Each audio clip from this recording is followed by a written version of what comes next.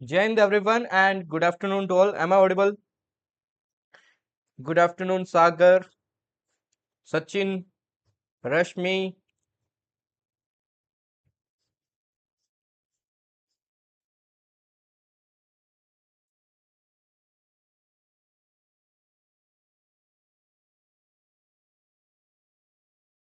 श्रेया का शायद good afternoon अच्छा नहीं है तो इसलिए सिर्फ आफ्टरनून है। आफ्टरनून।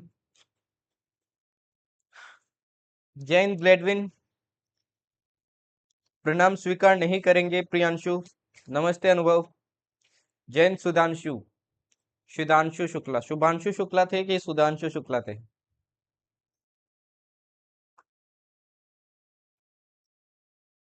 तो आज अपन क्या करने वाले हैं भाई? अपना नया एक चैप्टर, नया एक दौर स्टार्ट कर रहे हैं, दैट इज लाइट। लाइट अपन करने वाले हैं, लाइट लाइट लाइट लाइट को देखने वाले हैं। एंड लाइट आपको पता होगा कि बहुत इंपॉर्टेंट चैप्टर है। लाइट एक आपका इलेक्ट्रिसिटी वाला, एक आपके आइज वाला। यहाँ से बहुत क्वेश्चन आते हैं एग्जाम में, है ना?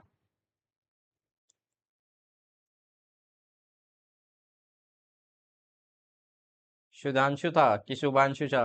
ये सुर भी देखो बोल रही है सुधांशु था। क्या था भाई, सुधांशु था कि शुभांशु था? भानु कौन है?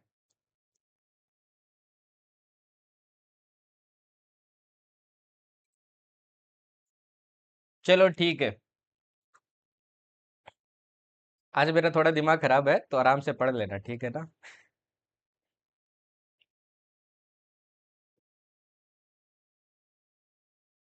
दिमाग क्यों खराब है? ऑटो करेक्ट हो गया? अच्छा।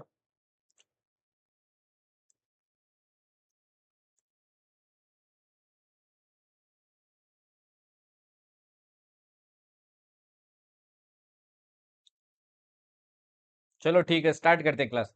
सो लाइट एंड मिरर्स एनडी के लिए भी बहुत इंपॉर्टेंट है, आपके सीडीएस के लिए भी बहुत इंपॉर्टेंट है, क्योंकि यहाँ से एग्जाम में क्या आता है, आपके क्वेश्चन आता है भाई। इस बार भी क्वेश्चन आया था, आपके याद है ना? इस बार भी क्वेश्चन आया था। नेक्स्ट क्लास में दिखाऊंगा वो क्वेश्चन आपको, ठीक है ना? क्योंकि नेक्स्ट क्लास में अपन सारे क्वेश्चंस करने वाले हैं। एंड आज की क्लास में सिर्फ अपन मिरर्स ही कंप्लीट कर पाएंगे, लेंसेज वगैरह अपन नहीं पढ़ पाएंगे, क्योंकि काफी बड़ा चैप्टर है तो एक क्लास में नहीं कर सकते, ओवरलोड हो जाएगा आपकी। क्योंकि आपकी सिस्टम की एक लिमिट है रैम की, है ना? रैम से ज़्यादा आपकी लिमिट हुई तो प्रोसेस किया तो खराब हो जाएगा सब कुछ। मदरबोर्ड फादरबोर्ड बन जाएगा। ठीक है ना? चलिए स्टार्ट करते हैं। प्रियांशु को पूछना है कि मेरा दिमाग क्यों खराब है। क्या करोगे जान के? चलो देखो, पढ़ते हैं ना। लाइट के बारे में बात करते हैं। दिमाग देखो, सिंपल सी बात है, इसलिए खराब है क्योंकि मैंने इसकी स्लाइड्स बनाई थी और वो क्या हो गई, एट द एंड डिलीट हो गई कंप्लीट करने के बाद में, इसलिए दिमाग खराब है।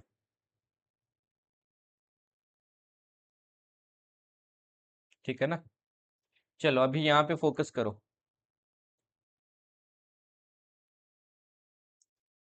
आपके साथ कभी ऐसा हुआ है कि आपने बहुत बड़ा कुछ इंपॉर्टेंट काम किया एकदम मेहनत के साथ में, और एट द एंड क्या हुआ, वो या तो डिलीट हो गया, या उसका कोई मतलब नहीं निकला? मेरे साथ बहुत बार हुआ है। जब मैंने चैनल स्टार्ट किया था ना, स्टार्टिंग में, यूट्यूब के ऊपर, तो तभी मैं पेन पेपर से पढ़ाता था। हाँ। तो तभी मेरे पास क्या नहीं था, लैपटॉप नहीं था। मैं क्या किससे पढ़ाता था? आपकी फोन से रिकॉर्ड करता था अपने, है ना? स्मार्टफोन से रिकॉर्ड करता था। तो काफी बार ऐसा होता था कि पहली बात तो मैं सारी चीजें पेपर पे लिखता था, सारी चीजें लिखता था, फिर उसको मैं लाइक यहाँ पे बुक्स ऐसे लगी रहती थी, इन बुक्स के बीच में क्या करता था, अपना फोन का दबाता था ऐसे, तो ऐसे रिकॉर्ड करता था। तो काफी बार ऐसा होता था कि फोन में क्या होता था, या तो मतलब स्टार्टिंग में रिकॉर्डिंग स्टार्ट हो जाती थी, एंड वो ऑटोमेटिकली या तो मेमोरी फुल होने के कारण बंद हो जाती थी, या फिर वो ऑटोमेटिकली क्या कर देता था, बंद कर देता था। अब मैं स्टार्टिंग में तो चेक करता था, उसके बाद में चेक नहीं करता था, पूरी क्लास पढ़ा देता था, एट द एंड पता चलता है कि मैंने 2 घंटा पढ़ा दिया, 3 घंटा पढ़ा दिया, रिकॉर्ड कुछ नहीं हुआ है। एंड बहुत सी बार ऐसा हुआ है कि मैंने कुछ रिकॉर्ड किया और वो डिलीट हो गया, ऑटोमेटिकली डिलीट हो गया। तो उसके बाद में जो इरिटेशन होती है ना इंसान को, कि एक तो इतनी मेहनत से किया, वही चीज वापस करनी है, रिपीट, सेम ही चीज रिपीट करनी है, तो बहुत गुस्सा आता है। बट मैंने की थी वो सारी चीजें। रिपीट तो करनी पड़ेगी ना भाई। इंपॉर्टेंट डॉक्यूमेंट डिलीट कर दिया। बहुत अच्छे। चोरी हो गया। होता है यार। ये रिलेशनशिप वाला कौन है भाई? अरे सचिन तेंदुलकर जी। क्या रिलेशनशिप में जा रहे हो तुम लोग यार? चलो अभी यहाँ पे फोकस करो, ठीक है ना? तो आज देखो मैंने इसकी स्लाइड्स बनाई थी सारी। ये ओल्ड वाली स्लाइड्स है। तो मैंने इसके सारी स्लाइड्स बनाई थी। एकदम मतलब नए वे में थी।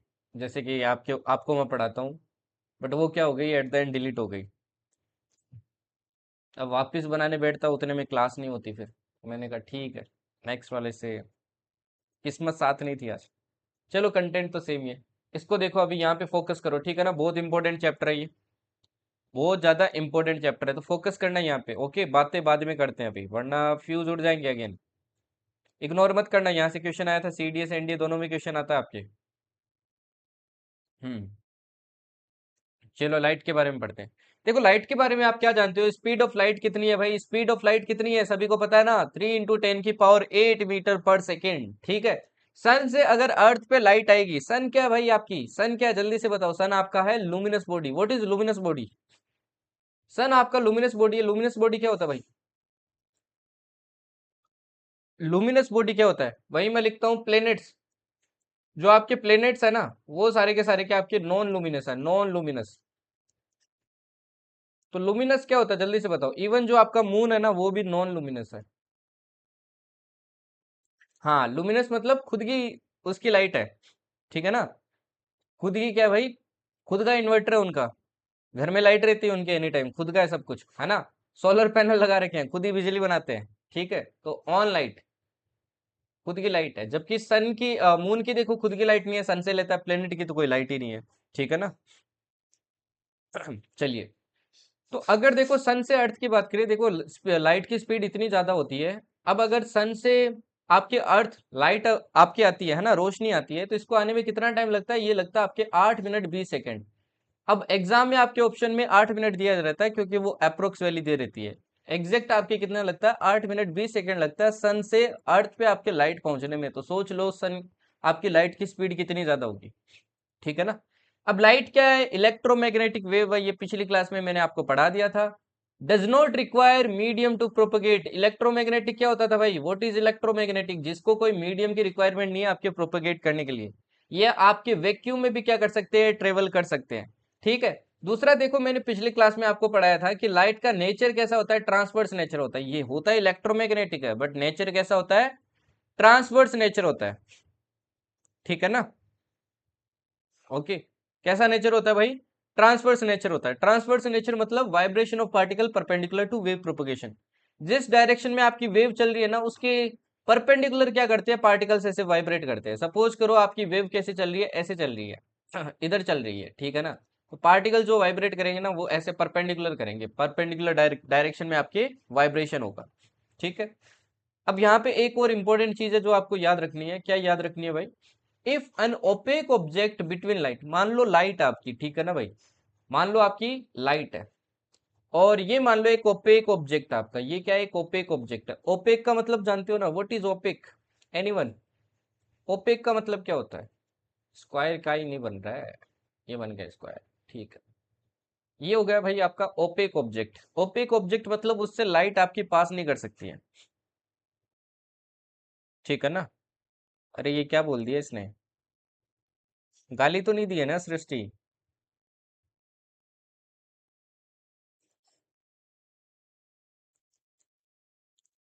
रुको सर्च करके आता हूँ पहले।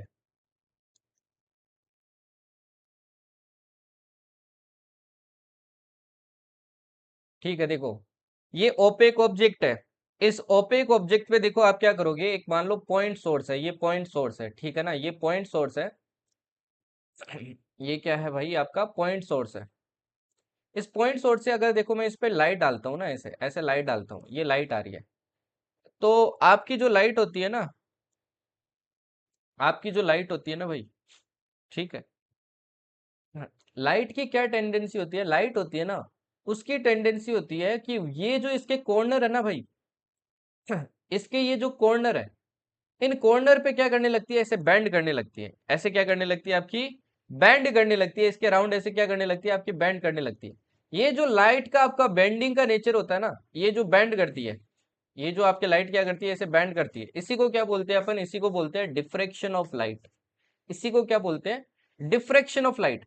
ये एक्चुअली होता है क्यों ऐसा, क्योंकि लाइट का जो आपका नेचर है ना, वो आपका कैसा होता है, वेव नेचर होता है। कैसा होता है लाइट का नेचर, लाइट का नेचर होता है वेव नेचर। ऐसे वेव की तरह आपकी लाइट चलती है, ऐसे सीधी नहीं चलती है लाइट आपकी, वेव की तरह चलती है। ठीक है ना, कैसे चलती है आपकी, वेव की तरह चलती है। Okay, clear.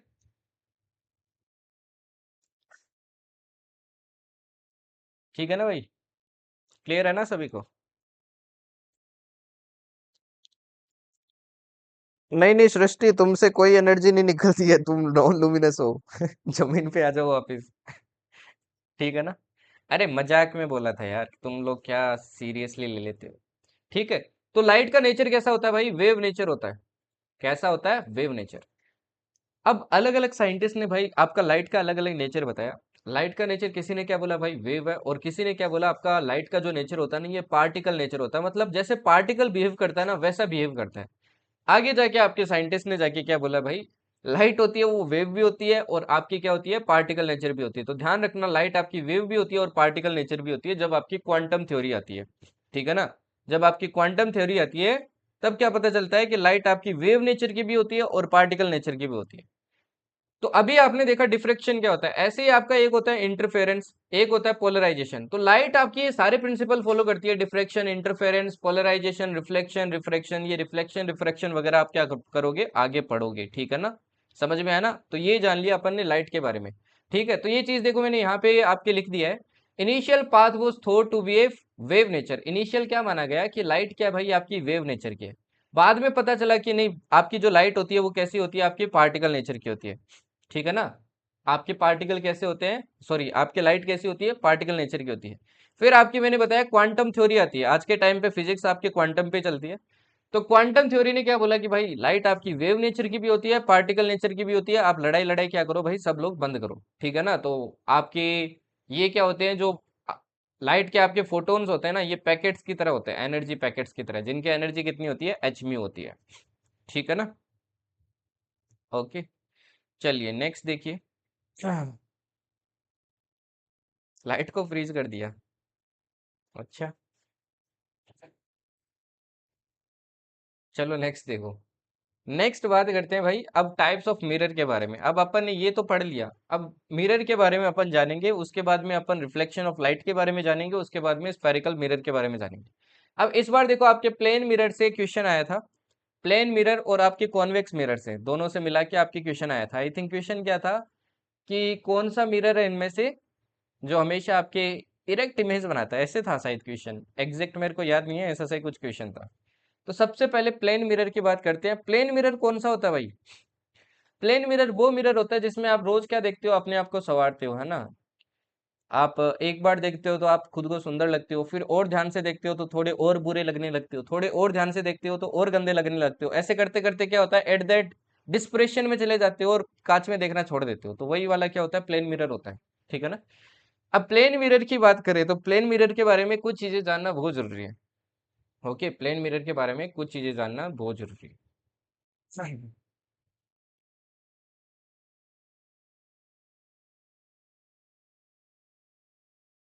ठीक है ना। चलिए यहाँ पे देखिए, अब जो आपके प्लेन मिरर होते हैं ना, प्लेन मिरर होते हैं, वो आपको हमेशा ध्यान रखना लेटरली इन्वर्टेड इमेज देते हैं। लेटरली इन्वर्टेड मतलब आपका जिस तरफ राइट हैंड होता है उस तरफ क्या हो जाता है, आपका लेफ्ट हैंड हो जाता है। आपको क्या देता है, वर्चुअल इमेज देता है। वर्चुअल इमेज मतलब, वर्चुअल इमेज उसे बोलते हैं जहां पे इमेजिनरी इंटरसेक्शन ऑफ पॉइंट्स होता है। और इरेक्ट इमेज देता है हमेशा आपको, कैसी देता है, सीधी इमेज देता है, अपसाइड देता है, एकदम सीधी इमेज देता है। ऐसा थोड़ी होता है आप कांच में देखते हो खुद को उल्टा देखते हो, टांगे ऊपर आ गई, मुंह आपका क्या कहाँ चला गया, नीचे चला गया, ऐसा नहीं होता है।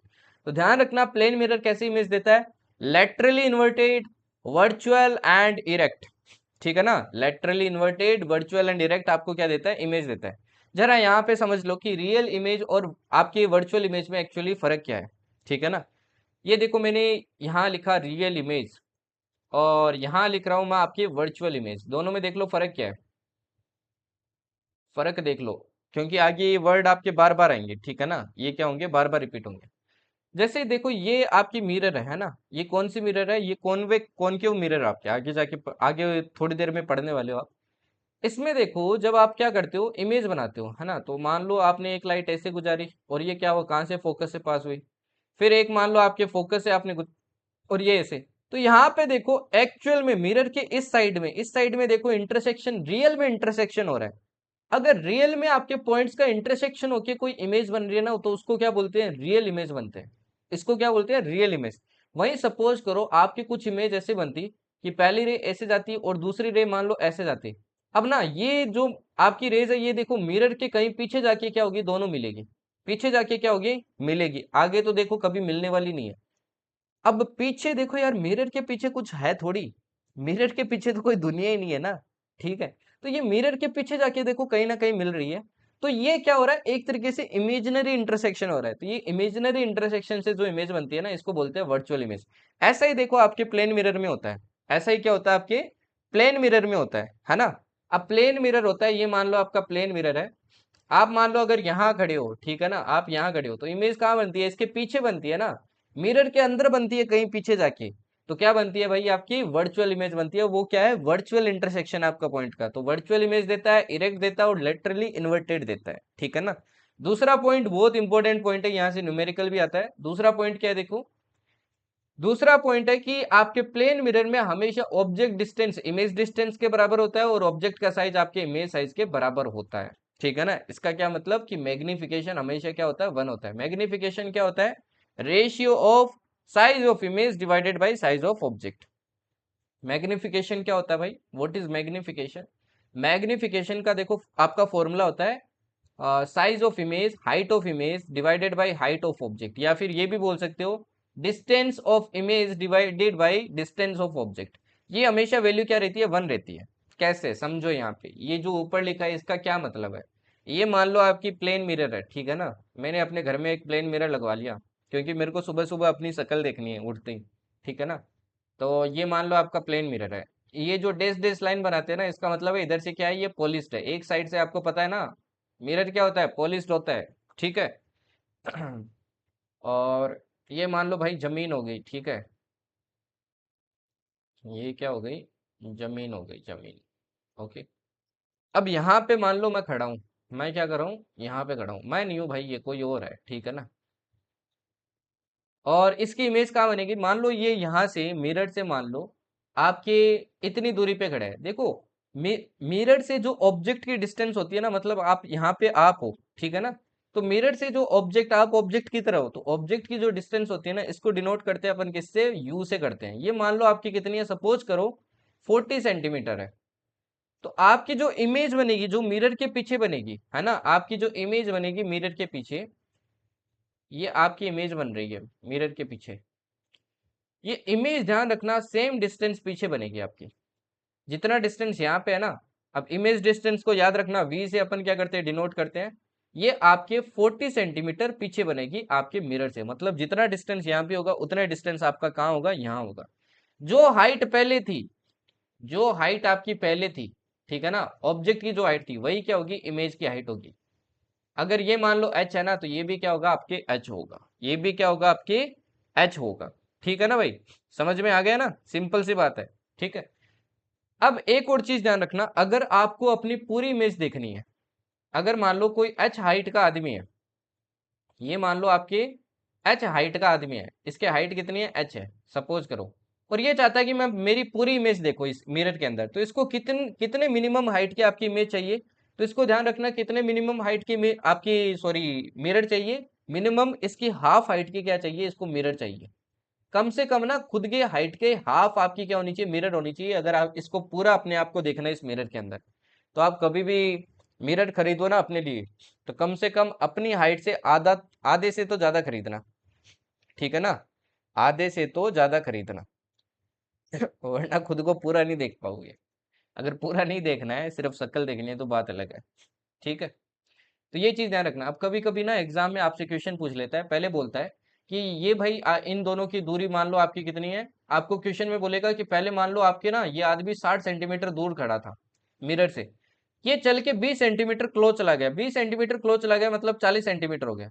तो अब बताओ इसकी ऑब्जेक्ट से, खुद की इमेज से इसकी डिस्टेंस कितनी होगी? तो देखो पहले 60 सेंटीमीटर था, तो इमेज कहाँ बनेगी 60 सेंटीमीटर पीछे। अब ये 20 सेंटीमीटर पास आ गए, अब डिस्टेंस कितनी बची 40, तो इमेज बनेगी 40 पीछे। तो टोटल डिस्टेंस कितनी हो गई? 40 प्लस 40 आपकी कितनी हो जाएगी? 80 हो जाएगी। तो ऐसे न्यूमेरिकल भी आपसे पूछ सकता है, ठीक है ना। उसके आगे देखिए, आगे पढ़ते हैं हम। फोकल लेंथ कितनी होती है इसकी? इनफाइनाइट होती है। फोकल लेंथ कितनी होती है भाई? इनफाइनाइट होती है। इसकी पावर कितनी होती है? पावर 0 होती है। आगे जाके आप एक पावर का फॉर्मूला पढ़ोगे, पावर का फॉर्मूला क्या होता है? 1/f होता है, 1 बाई फोकल लेंथ। अब फोकल लेंथ देखो इनफाइनाइट है, इनफाइनाइट का मतलब क्या होता है? 1/0। जीरो देखो ऊपर जाके मल्टीप्लाई होगा तो ये कितना आएगा? 0। इसीलिए देखो आपके फोकल लेंथ क्या है? इनफाइनाइट है, और ये पावर कितनी आती है? 0 आती है, ठीक है ना। ये चीज मैंने बता दी। अगर आपको खुद की पूरी इमेज देखनी है तो आपको एटलीस्ट खुद की हाइट का आधा साइज का आपको मिरर चाहिए, अगर खुद की इमेज आपको देखनी है, अदरवाइज नहीं देख पाओगे। ओके, ये हो गया आपके प्लेन मिरर, ठीक है ना। तो प्लेन मिरर हमेशा ध्यान रखना, आपको erect, virtual and laterally inverted आपको इमेज देता है, ठीक है। हमेशा ध्यान रखना वर्चुअल के साथ इरेक्ट वर्ड आएगा, ठीक है ना। और रियल के साथ क्या आता है? इन्वर्टेड आता है। रियल के साथ क्या आता है? इन्वर्टेड, मतलब उल्टा। ओके, चलिए नेक्स्ट देखिए, reflection of light. Now reflection of light, light क्या फॉलोज करती है? आपकी कुछ प्रिंसिपल्स फॉलो करती है जो आपको पता होनी चाहिए। जैसे साउंड के अंदर याद करो, अपन क्या पढ़े थे? रिफ्लेक्शन ऑफ साउंड पढ़ा था। वैसे लाइट क्या करती है आपके? रिफ्लेक्शन ऑफ लाइट क्या करती है? प्रिंसिपल फॉलो करती है, ठीक है ना। ये आपके सभी, आपके जितने भी मतलब सरफेसेस है ना, सब पे अप्लीकेबल है। इसके अंदर दो आपको क्या रखने हैं? रूल याद रखने हैं। पहला रूल देखो क्या है, अगर मान लो कोई लाइट डाल रही हो, देखो सिंपल से आपके रूल है भाई। पहला रूल क्या है? अगर मान लो ये सोर्स है, ये आपका क्या है भाई? एक सोर्स है। मान लो ये टॉर्च है, टॉर्च से क्या कर रहे हो आप? लाइट डाल रहे हो, है ना, लाइट डाल रहे हो। तो ये जो एंगल बना रही है, देखो नॉर्मल क्या होता है? नॉर्मल होता है मिरर के परपेंडिकुलर लाइन। मिरर के परपेंडिकुलर लाइन को क्या बोलते हैं? नॉर्मल। तो ये लाइट आके देखो यहाँ टकराएगी, तो ये नॉर्मल से जो एंगल बनाता है ना, इसको बोलते हैं एंगल ऑफ इंसिडेंस। इस एंगल को क्या बोलते हैं अपन? Angle of incidence. और ये टकराने के बाद में देखो ऐसे रिफ्लेक्ट कर जाएगी, ऐसे क्या कर जाएगी? रिफ्लेक्ट कर जाएगी, ऐसे रिफ्लेक्ट कर जाएगी। तो ये रिफ्लेक्ट करेगी, तो ये नॉर्मल से एंगल बनाती है, इसको क्या बोलते हैं अपन? इसको बोलते हैं रिफ्लेक्टेड एंगल। इसको क्या बोलते हैं? रिफ्लेक्टेड एंगल, आर से डिनोट करते हैं। इसको क्या बोलते हैं? आर से डिनोट। ये डेस लाइन में ऑलरेडी बता चुका हूँ। इसका मतलब क्या है कि भाई मिरर यहाँ से क्या आपके पॉलिश्ड है, ठीक है ना। इसको क्या बोलते हैं? कि मिरर यहाँ से पॉलिश्ड है। ओके, ठीक है। ये जिस पॉइंट पे आपकी इंसिडेंट करती है, इसको बोलते हैं पॉइंट ऑफ इंसिडेंस। इसको क्या बोलते हैं? Point of incidence. तो पहला रूल क्या बोलता है? कि ये जो एंगल ऑफ इंसिडेंस है ना, ये रिफ्लेक्शन के एंगल के बराबर होगा। Angle of incidence is always equals to angle of reflection. दूसरा लॉ क्या बोलता है? Incident ray, reflected ray and the normal, तीनों देखो, तीनों की तीनों आपके एक ही प्लेन के अंदर क्या करते हैं? लाई करते हैं। All lie in the same plane. ये आपका क्या है? दूसरा रूल है, ठीक है ना। ये आपका क्या है? दूसरा रूल है। यहां से भी देखो एक न्यूमेरिकल आता है, to find angle of deviation of ray. इसका क्या मतलब है? यहां से देखो एक छोटा सा न्यूमेरिकल कभी कभी एग्जाम में पूछता है। जैसे मानो ये आपकी मिरर है भाई, ध्यान से समझ लेना इसको अगेन। ये आपकी क्या है? मिरर है, ओके। और ये मान लो आपकी इंसिडेंट रे है, ठीक है। और ये हो गई आपकी रिफ्लेक्टेड रे, ओके। ये रिफ्लेक्टेड रे, ये क्या हो गई? आपकी नॉर्मल हो गई, नॉर्मल। ये नॉर्मल हो गई, ठीक है ना। तो ये क्या थी? Incident ray. ये हो गई रिफ्लेक्टेड रे, ठीक है, ओके। ये मान लो आपका एंगल दिया आपको क्वेश्चन के अंदर, सपोज करो ये दिया 40 डिग्री, मतलब एंगल ऑफ इंसिडेंस दिया आपको 40 डिग्री। तो आपसे पूछा है एंगल ऑफ डेविएशन बताइए कितना होगा। एंगल ऑफ डेविएशन बताइए कितना होगा। नाउ सी, अपने को बताया जितना एंगल ऑफ इंसिडेंस होगा उतना ही एंगल ऑफ क्या होगा? रिफ्लेक्शन होगा। तो ये भी आपको पता होगा 40 डिग्री होगा, सिंपल सी बात है ना। फर्स्ट लॉ के अकॉर्डिंग ये 40 है तो ये भी 40 है। आपको एक्चुअल में पता है यहाँ पे पूछा क्या है? एंगल ऑफ डेविएशन क्या होता है? देखो अगर ये रे आपके किसी से टकराते नहीं तो ऐसे जाते ना सीधी, ऐसे, ऐसे आपकी क्या होती है भाई? सीधी सीधी चली जाती है, ऐसे, ऐसे सीधी सीधी चली जाती है ना। बट ये देखो ऐसे आपकी क्या हो गई? यहाँ पे टकरा गई, टकराने के कारण देखो मुड़ गई, है ना। तो ये एक्चुअल में देखो ये अपने इनिशियल पाथ से कितना बैंड हुई है। ये जो बैंड हुई है ना, इसी को क्या बोलते हैं अपन? इसी को बोलते हैं एंगल ऑफ डेविएशन। इसी को क्या बोलते हैं? एंगल ऑफ डेविएशन, ठीक है ना। अब एक चीज देखो, कोई भी लाइन होती है उसका टोटल एंगल कितना होता है? 180 डिग्री होता है। टोटल एंगल कितना होता है? 180 डिग्री होता है, ठीक है ना। अब ये अगर 80 है तो बाकी कितना बचेगा? तो क्या कर देंगे? 180 से मैंने माइनस कर दिया, कितना आपका 80, आंसर कितना आ गया? 100 डिग्री। कितना आ गया? 100 डिग्री। तो सिंपल सा देखो फॉर्मूला क्या हो जाता है? 180 से माइनस कर दो angle of incidence plus angle of reflection, दोनों एंगल का सम क्या कर दो, इससे माइनस कर दो, आपकी क्या निकल जाएगा, एंगल ऑफ डेविएशन निकल जाएगा। या फिर ये भी बोल सकते हैं कि 180 माइनस 2i, है ना, क्योंकि आई और आर तो आपके सेम होने वाले हैं। तो अगर क्वेश्चन आ जाए तो आपको इसका आंसर निकालना आना चाहिए। ठीक है, फिर देखिए नेक्स्ट स्फेरिकल मिरर। अब बात करते हैं स्फेरिकल मिरर, मेन टॉपिक पे तो अब आते हैं अपन। स्फेरिकल मिरर देखो क्या होते हैं।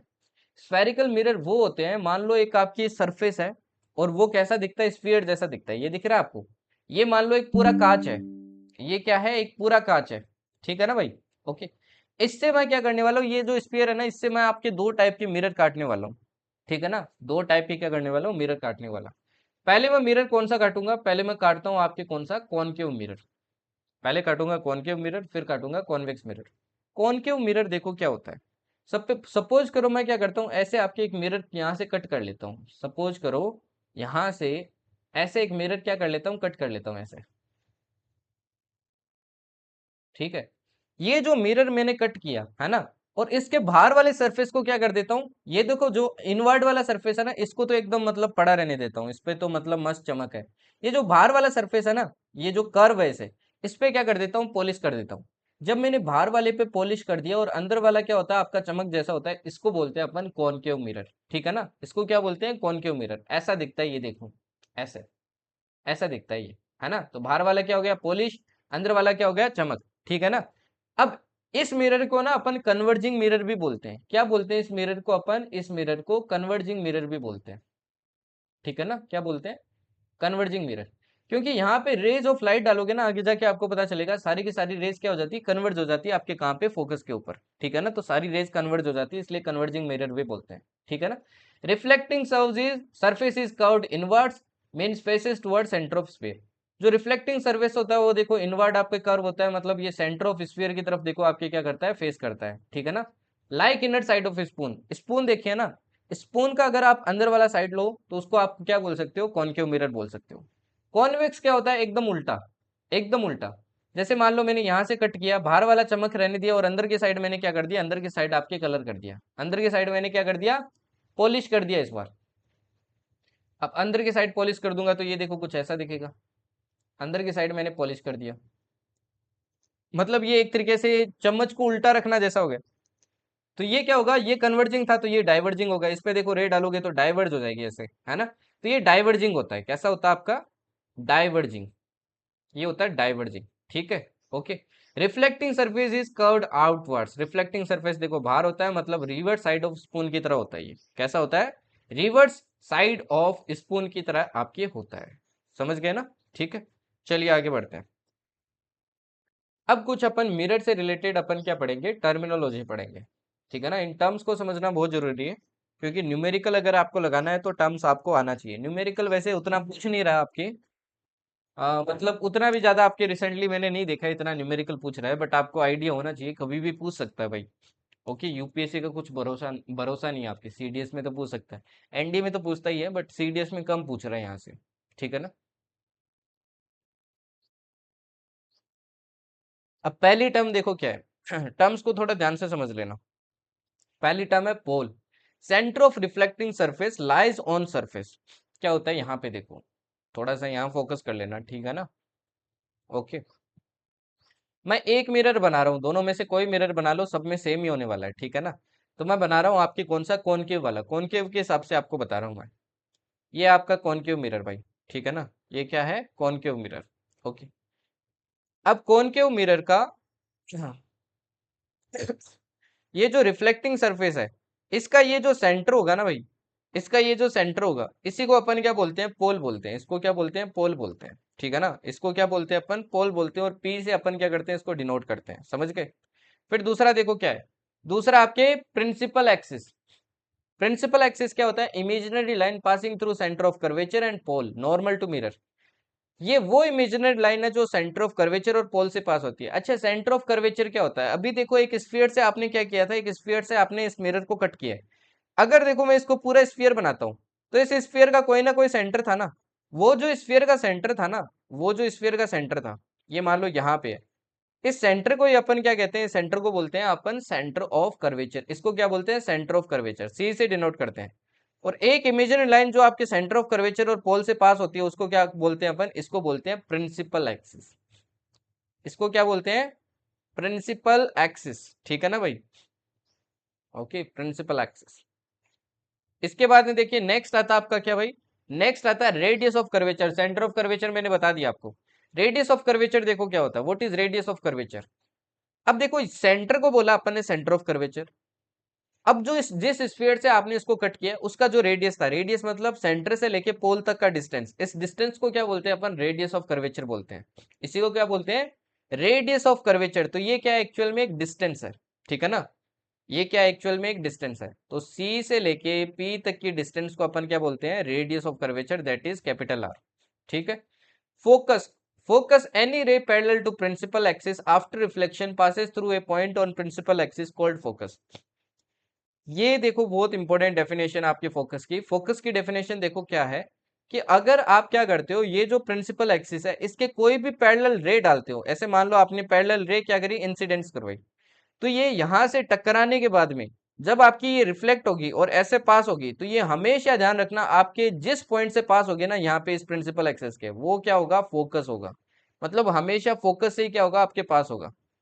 ठीक है ना, ये हमेशा क्या होगा, आपके फोकस से ही पास होगा। ठीक है ना। फोकल लेंथ, फोकल लेंथ क्या होता है, distance between focus and pole. इस फोकस और पोल के बीच की डिस्टेंस को क्या बोलते हैं अपन, इसको बोलते हैं फोकल लेंथ। इसको डिनोट करते हैं अपन स्मॉल एफ से। ठीक है ना, इसको किससे डिनोट करते हैं, स्मॉल एफ से। अच्छा, आर और स्मॉल एफ में आपका एक रिलेशन होता है कि ये जो आपका आर होता है ना, ये इक्वल टू होता है 2 टाइम्स ऑफ स्मॉल एफ। मतलब यहां से यहाँ डिस्टेंस आपकी एफ है, यहां से यहाँ डिस्टेंस आपकी क्या है, एफ है। ठीक है ना, ये भी एफ है, ये भी आपकी एफ है। दोनों को मिलाए तब क्या बन जाता है, आपके कैपिटल आर बन जाता है। अपर्चर, अपर्चर क्या होता है, डायमीटर ऑफ मिरर। ये आपकी मिरर है भाई। ठीक है, ये मिरर है।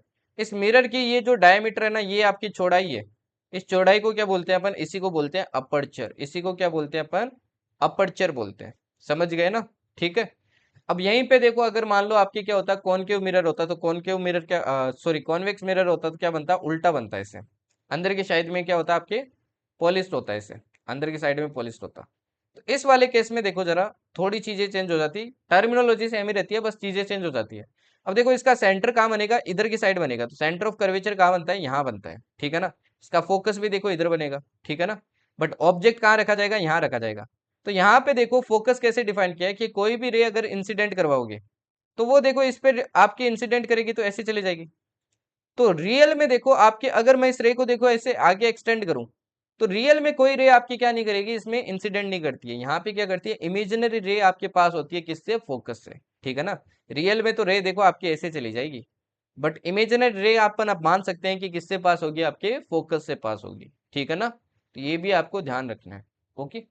अब बात करते हैं रूल्स ऑफ इमेज फॉर्मेशन। अब ये तो वैसे आपकी 10th क्लास वाली चीजें हैं, आपको आनी चाहिए, बट फिर भी मैं एक बार वापस बेसिक से सारी चीजें बता रहा हूँ आपको, अगर आपने तब ध्यान नहीं दिया था, पढ़ाई नहीं की थी कि नहीं की थी, किस किस ने पढ़ाई नहीं की थी भाई। 10th में तुम लोगों की परसेंटेज क्या क्या बताना जरा सभी लोग। तुम लोगों की 10th में क्या क्या परसेंटेज है।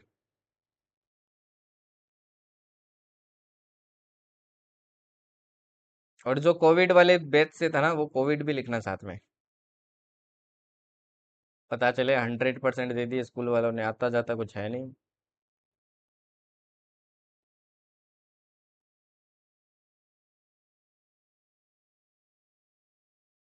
विवेक का 90, ग्लैडविन का 76, सागर का 80। हितेश बोल रहा है नहीं की थी, क्यों नहीं की थी भाई, तो पहुंचे कैसे यहाँ तक। रश्मि का 93.8, शिदांशु का 94.6, सुरभि का 69, हितेश का 76, सचिन का 70%, भावना का 92, 85%, प्रियांशु 87, शिदांशु 94.5। कोविड, अच्छा कोविड वाले कौन कौन है ये बताओ पहले मेरे को। सभी लोग कोविड वाले लग रहे हो तुम मेरे को। कोविड वाले कितने हैं भाई।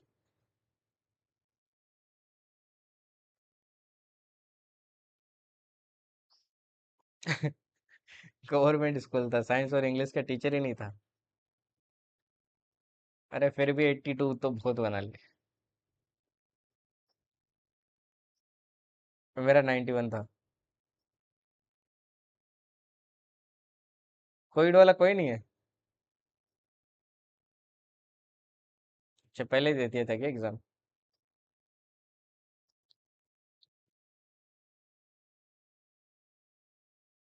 अच्छा, ट्वेल्थ में कोविड आया था। ठीक है, ठीक है। चलो, बढ़िया है। चलो, यहाँ पे फोकस करो अभी। Rules of image formation. देखो, आपको कोई भी अगर इमेज फॉर्मेशन पूछे एग्जाम में, तो आप ना वहां पे बना के भी सीख सकते हो, अदरवाइज मैं आपको शॉर्टकट भी बताएगा कि आप वहां पे आंसर कर सको। बट बनाना सीख लेते हैं ना, ये न्यूमेरिकल में भी बहुत हेल्प करता है, अगर आपको बनाना आता है तो, आप अगर आपका बेसिक क्लियर है तो। ठीक है ना? ओके। एसएसटी में 98 था, एसएसटी में मेरा सबसे खराब था। चलो, यहाँ पे देखो जरा। A ray parallel to principal axis always passes through focus after reflection. पहला रूल देखो क्या कहता है, कोई भी रे है वो अगर पैरेलल है प्रिंसिपल एक्सिस के, तो हमेशा कहाँ से पास होगी वो? हमेशा आपके आपके फोकस से क्या होगी? हमेशा पास होगी रिफ्लेक्शन के बाद में। देखो पहला रूल क्या कहता है, यहाँ पे देख लो जरा जरा जल्दी से। पहला रूल देखो क्या कहता है, पहला रूल कहता है कि ये प्रिंसिपल एक्सिस है, इसके पैरेलल कोई भी रे डाल लो, कोई भी रे डाल लो, कोई सा भी मिरर हो, वो हमेशा किससे पास होगी? फोकस से। है ना? हमेशा किससे पास होगी? फोकस से। तो जब भी आप कोई पैरेलल रे बना रहे हो ना इसके, तो वो फोकस से पास होगी। मान लो यहाँ ऑब्जेक्ट रखा आपने, पैरेलल रे बनाई, तो वो फोकस से पास होगी। अगर देखो यहीं पे क्या होता, कॉन्वेक्स होता, तो आपकी इमेजिनरी रे तो पास करती है ना फोकस से, इमेजिनरी रे क्या करती है उस केस में? आपके फोकस से पास होती है। ठीक है ना? इसका रिवर्स भी देखो ट्रू है, इसका रिवर्स भी ट्रू है। अगर मान लो आप कोई रे क्या करते हो, फोकस से डायरेक्ट पास करवाते हो, फोकस से देखो अगर आप डायरेक्ट पास करवा रहे हो, यहाँ पे तो देखो आपने पैरेलल रे डाली, तो आपकी किससे पास होती है? फोकस से पास होती है। ठीक है ना? बट इन केस आप क्या करते हो भाई? उल्टा करते हो, फोकस से पास करवाते हो, तो वो रे क्या हो जाती है? टकराने के बाद में पैरेलल हो जाती है। तो उल्टा भी देखो एकदम सही है। ठीक है। तीसरा रूल देखो क्या कहता है इमेज फॉर्मेशन का, कि कोई भी रे अगर आप सेंटर ऑफ कर्वेचर से पास कर रहे हो, तो वो वापस टकरा के वापस उसी पाथ से वापस आ जाएगी। मतलब जिस रास्ते गई उसी रास्ते वापस आ जाएगी, जिस रास्ते गई उसी रास्ते वापस। अगर कोई रे आप पोल पे क्या करते हो? टकराते हो ऐसे डायरेक्ट, तो पोल पे ये क्या बनेगा? Angle of incidence. इसी एंगल से आपके एंगल ऑफ रिफ्लेक्शन बना के क्या हो जाएगी? रिफ्लेक्ट हो जाएगी। इसी एंगल से क्या हो जाएगी? आपकी रिफ्लेक्ट हो जाएगी। ये चार आपको रूल लगाने हैं आपके इमेज फॉर्मेशन के अंदर। ठीक है ना? ये चार आपको क्या करने हैं? रूल लगाने हैं इमेज फॉर्मेशन में। जैसे सबसे पहले देखते हैं image formation by concave mirror. ठीक है ना? यहाँ से क्वेश्चन आता है एग्जाम में भाई, डायरेक्ट क्वेश्चन आता है आपके। जैसे कि ये वाला देखिए, सबसे पहले वाला केस देखिए अपन, देखो इसमें बहुत इजी है आपको याद करना, वैसे शॉर्टकट और भी बढ़िया है, बट शॉर्टकट से बेटर अगर ये सीखते हो तो आपको कोई दिक्कत नहीं होगी। ठीक है ना? तो यहाँ पे देखिए क्या सीन है। सबसे पहले अपन ऑब्जेक्ट को कहाँ रखेंगे? इनफाइनाइट पोजीशन पे रखेंगे। फिर क्या रखेंगे? कुछ डिस्टेंस पे रखेंगे, फिर सी पे रखेंगे, फिर आपके बीच में रखेंगे, फिर फोकस पे रखेंगे, फिर यहाँ रखेंगे। तो टोटल 6 केसेस होंगे। तो सबसे पहले देखो मैं ऑब्जेक्ट को कहीं इनफाइनाइट आपके पोजीशन पे रख रहा हूँ। ये मान लो मैंने ऑब्जेक्ट रखा आपके कहाँ पे रखा? इनफाइनाइट पे रखा। ठीक है ना? ये मैंने ऑब्जेक्ट को कहाँ रखा भाई? इनफाइनाइट पे रखा। ओके, ये इनफाइनाइट पे मैंने ऑब्जेक्ट को रख दिया। ऑब्जेक्ट का नाम दे देता हूँ ए बी। ये है ऑब्जेक्ट। ठीक है ना? ऑब्जेक्ट। अब ऑब्जेक्ट को इनफाइनाइट पे रखा, तो इसकी देखो मैंने पैरेलल रे डाली, ये पैरेलल रे गई टकराएगी, किससे पास होगी? फोकस से। पैरेलल रे गई टकराई, किससे पास होगी? फोकस से। पैरेलल रे गई टकराई, किससे पास होगी? फोकस से। आपको किसी भी ऑब्जेक्ट की इमेज बनानी है तो कम से कम दो रेज आपको चाहिए। अगर वो दो रेज जहां पे जाके आपके इंटरसेक्ट करती है ना, वहीं पे इमेज क्या होती है? आपकी फॉर्मेशन होती है। मतलब आपको ये सारी रेज रिक्वायरमेंट ही नहीं थी। पहली रे ये देखो यहाँ से टकरा के फोकस में जाएगी, ये टकरा के यहाँ पे फोकस में जाएगी। तो दोनों रे देखो कहाँ मिल रही है? आपके फोकस पे मिल रही है ना? तो यही क्या होगी? इमेज होगी। यही क्या होगी? आपकी इमेज होगी। तो ऑब्जेक्ट देखो कितना बड़ा था, इमेज देखो कितनी छोटी बनी है। तो पहली बात तो इमेज बनती कहाँ पे आपकी? इमेज कहाँ बनती है भाई? इमेज बनती है आपके फोकस के ऊपर। बनती कैसी है? क्या ये रियल में आपके कोई मतलब पॉइंट मिल रहे हैं? तो देखो रियल में बन रहे हैं ना, मिरर की इसी साइड मिल रही है, तो कैसे मिल रही है? रियल में आपके लाइंस मिल रही है, तो रियल एंड इन्वर्टेड होगी। कैसी होगी? Real and inverted. रियल के साथ हमेशा ध्यान रखना इन्वर्टेड आएगा हमेशा। ठीक है ना? और वर्चुअल के साथ हमेशा इरेक्ट आएगा। ऑब्जेक्ट के साइज में देखो इमेज आपकी कितनी छोटी बनी है, पॉइंट साइज आपकी क्या बनी है? इमेज बनी है। तो हाईली डिमिनिस्ड आपकी क्या बनती है? इमेज बनती है। तो ये सारी कैरेक्टरिस्टिक्स आपको याद होनी चाहिए। ठीक है ना? ओके, देखते ही पता चल रहा है भाई सारी कैरेक्टरिस्टिक्स। ठीक है ना? सेकंड केस देखिए, फिर रखते हैं। अब देखो मैंने रखा इनफाइनाइट के ऊपर, अब रखूंगा मैं कुछ डिस्टेंस के ऊपर, बट सी के पीछे। सी के पीछे रखूंगा, कर्वेचर के पीछे रखूंगा, बट कुछ आपके एक लिमिटेड डिस्टेंस के ऊपर रख रहा हूँ। ये डिस्टेंस कुछ भी हो सकता है। ठीक है? तो बियॉन्ड सी रखा है मैंने इस बार ऑब्जेक्ट को। कहाँ रखा है? Beyond c. अब बियॉन्ड सी रखूंगा तो यहाँ पे देखो मैंने ऑब्जेक्ट रखा, ये पहली रे गई टकराई फोकस से पास हुई, ये दूसरी रे देखो मैं कहाँ से पास करवा रहा हूँ, कर्वेचर से पास करवाई और ऐसे ही वापस आएगी। तो दोनों रे देखो आपकी कहाँ टकरा रही है, यहाँ पे टकरा रही है, यहाँ पे। तो ये देखो आपके क्या बन रहा है, ये बन रहा है भाई इमेज। ये क्या बन रहा है आपके यहाँ पे बन रहा है भाई आपकी इमेज, यहाँ पे ये दिख रहा है आपको, ये बन रहा है इमेज। ठीक है, ये बन गया इमेज। अब ये इमेज बन गया, तो इमेज कहाँ बन रहा है, इमेज बन रहा है आपके देखो फोकस और कर्वेचर के बीच में। तो यहाँ पे बिटवीन कर लेना, 8 हटा देना, 8 आपका हटा देना, क्या लिख लेना, between. Between focus and curvature आपकी इमेज बनती है। रियल एंड इन्वर्टेड बनती है, ये भी देखो रियल एंड इन्वर्टेड उल्टी बनी है, देखो ऊपर की साइड बनती तो आपकी क्या होती, वर्च आपकी क्या होती, इरेक्ट होती। बट मैंने बोला है रियल के साथ इन्वर्टेड ही बनेगी, तो ये उल्टी बन रही है, देखो यहाँ पे देख भी सकते हो आप। इमेज देखो आपके ऑब्जेक्ट की साइज में क्या बन रही है, छोटी बन रही है, तो डिमिनिश्ड बन रही है, स्मॉल साइज की बन रही है ना। ऑब्जेक्ट के कंपैरिजन में क्या बन रही है, छोटी बन रही है। ओके। अब देखो जैसे जैसे आप केसेस में आगे बढ़ोगे ना, तो साइज देखो इमेज का बढ़ता जाएगा। पहले देखो हाईली डिमिनिश्ड था, अब देखो डिमिनिश्ड हो गया, ठीक है ना। अब कैसा हो गया, डिमिनिश्ड हो गया आपकी। और इमेज भी देखो पहले फोकस पे थी, अब देखो बीच में बनी है, मतलब नेक्स्ट कहाँ बनेगी, कर्वेचर पे बनेगी। जैसे कि ये वाला देखो तीसरा केस। अब देखो मैंने ऑब्जेक्ट को कहाँ रखा, अब देखो बियॉन्ड सी रखा, अब रखूंगा सी के ऊपर। सी के ऊपर रखा, देखो फोकस से एक रे पास होगी, दूसरी रे देखो अगेन आपके फोकस से पास होगी। इमेज देखो कहाँ बन रही है, सी पे ही बन रही है। देखो सी पे आपने रखा और सी पे क्या बन रही है, आपकी इमेज बन रही है, ठीक है ना। सी पे क्या बन रही है भाई, आपकी इमेज बन रही है। कैसी बन रही है, अगेन देखो रियल एंड इन्वर्टेड बन रही है। जितनी ऑब्जेक्ट है उतनी देखो आपकी क्या बन रही है, इमेज बन रही है। जितनी बड़ी ऑब्जेक्ट उतनी इमेज, तो सेम साइज की बनती है यहाँ पे एज ऑब्जेक्ट, ठीक है ना। तो सेम साइज चाहिए तो कहाँ रखो, कर्वेचर पे रखो, सिंपल सी बात है, ठीक है ना। कहाँ रखनी है भाई, कर्वेचर पे। अब ये वाला देखिए जरा, ये वाला देखिए चौथा केस। अब देखो कर्वेचर पे भी बना के अपन ने देख लिया, कर्वेचर पे भी अपन ने बना के देख लिया। अब कहाँ रखते हैं इसको, अब कहाँ रखते हैं, अब फोकस एंड कर्वेचर के बीच में रखते हैं। अब कहाँ रखते हैं भाई, फोकस एंड कर्वेचर। तो देखो मैंने कहाँ रखा है, इस बार यहाँ रखा है। यहाँ रखा तो एक रे देखो आपकी पैरेलल गई टकराई और किससे पास हुई, फोकस से। दूसरी रे देखो मैंने ऐसे टकराई, टकरा के आपकी किससे पास होगी, कर्वेचर से, है ना। कर्वेचर से जैसे जाएगी वैसे चली जाएगी। इमेज देखो कहाँ बन रही है, पीछे बन रही है ना। बिहाइंड सी आपके क्या बन रही है, इमेज बन रही है। रियल एंड इन्वर्टेड बन रही है अगेन, बट अब देखो बड़ी हो गई है। पिछले में देखो बराबर थी, अब क्या हो गई, बड़ी हो गई, अब और बड़ी होती जाएगी ऐसे करती करते। फिर देखो मैंने कहाँ रखा, बीच में भी रख लिया, अब रखेंगे फोकस के ऊपर। अब रखेंगे फोकस के ऊपर। जैसे ही देखो मैंने फोकस के ऊपर रखा, तो एक रे ऐसे टकराएगी, दूसरी रे देखो ऐसे टकराएगी। अब ये देखो ये दो पैरेलल रेज मिलेगी, और ऐसा लगेगा पैरेलल रेज तो अपन ऐसे मानते हैं कि भाई ये इनफाइनाइट पे जाके मिलेगी, तो ये इमेज कहाँ बनेगी, इनफाइनाइट पे बनेगी।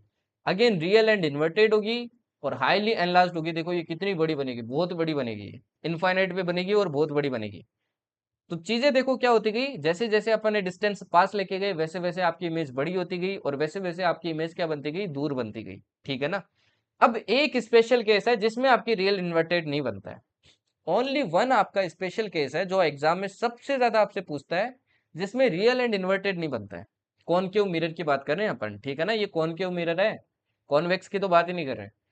तो कॉनकेव में देखो एक केस कौन सा है, वो है कि अगर मैं फोकस और पोल के बीच में क्या रख दूं, ऑब्जेक्ट रख दूं। देखो फोकस एंड पोल के बीच में अगर मैंने ऑब्जेक्ट रखा, तो एक रे तो देखो आपकी कैसे जाएगी, ऐसे मेरे को कर्वेचर से गुजारनी है, तो मैंने ऐसे टकराई और कर्वेचर से चली गई। दूसरी रे देखो मैंने क्या की, ऐसे टकराई और फोकस से चली गई।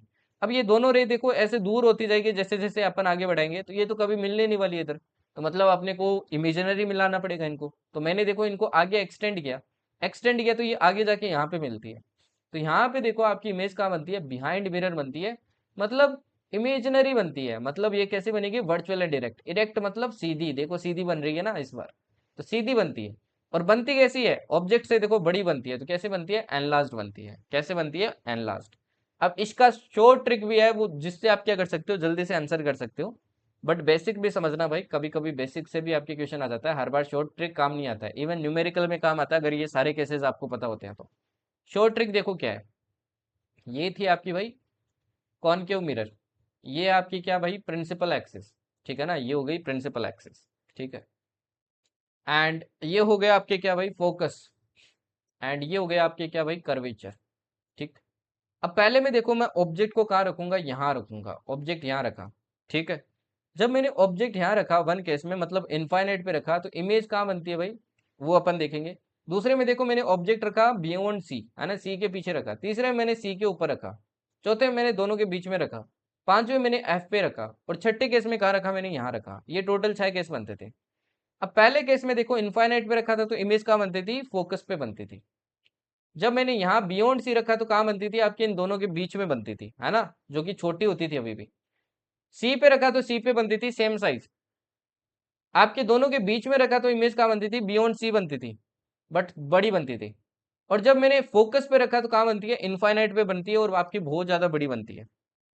और ये सिक्स्थ वाला एक स्पेशल केस आपको याद आना चाहिए, कहाँ बनता है, यहाँ बनता है ना, बड़ी बनती है ये भी क्या बनती है, इससे बड़ी बनती है। ठीक है ना। ओके, तो यहाँ से आप ऐसे याद रख सकते हो। यहाँ से कैसे याद रख सकते हो कि इमेज डिस्टेंस जैसे जैसे आपके क्या होगा, इंक्रीज होगा। कैसे इंक्रीज होगा, एज ऑब्जेक्ट डिस्टेंस आपका डिक्रीज होगा। ऑब्जेक्ट डिस्टेंस जैसे जैसे डिक्रीज होगा वैसे वैसे इमेज डिस्टेंस क्या होगा, आपका इंक्रीज होगा। ठीक है ना। ओके, तो ये आपको याद रखना है। अब इसके यूजेस भी देख लो, यूजेस क्या क्या आपके कॉनकेव मिरर के। कॉनकेव मिरर के काफी यूजेस है। जैसे कि देखो कॉनकेव मिरर को कहाँ कहाँ यूज करते हो। अब देखो इसको कन्वर्जिंग क्यों बोलते हैं, देखो ये वाला आपने केस देखा, सारी की सारी रेस देखो आपके कन्वर्ज हो रही है ना, एक जगह कन्वर्ज हो रही है। तो इसलिए ना इसको आपके टॉर्च के अंदर यूज किया जाता है। कहाँ यूज किया जाता है, टॉर्चेस के अंदर, क्योंकि कन्वर्जिंग का काम करता है आपके। सर्च लाइट के अंदर यूज किया जाता है, जो ढूंढने वाली लाइट्स होती है ना उनके अंदर।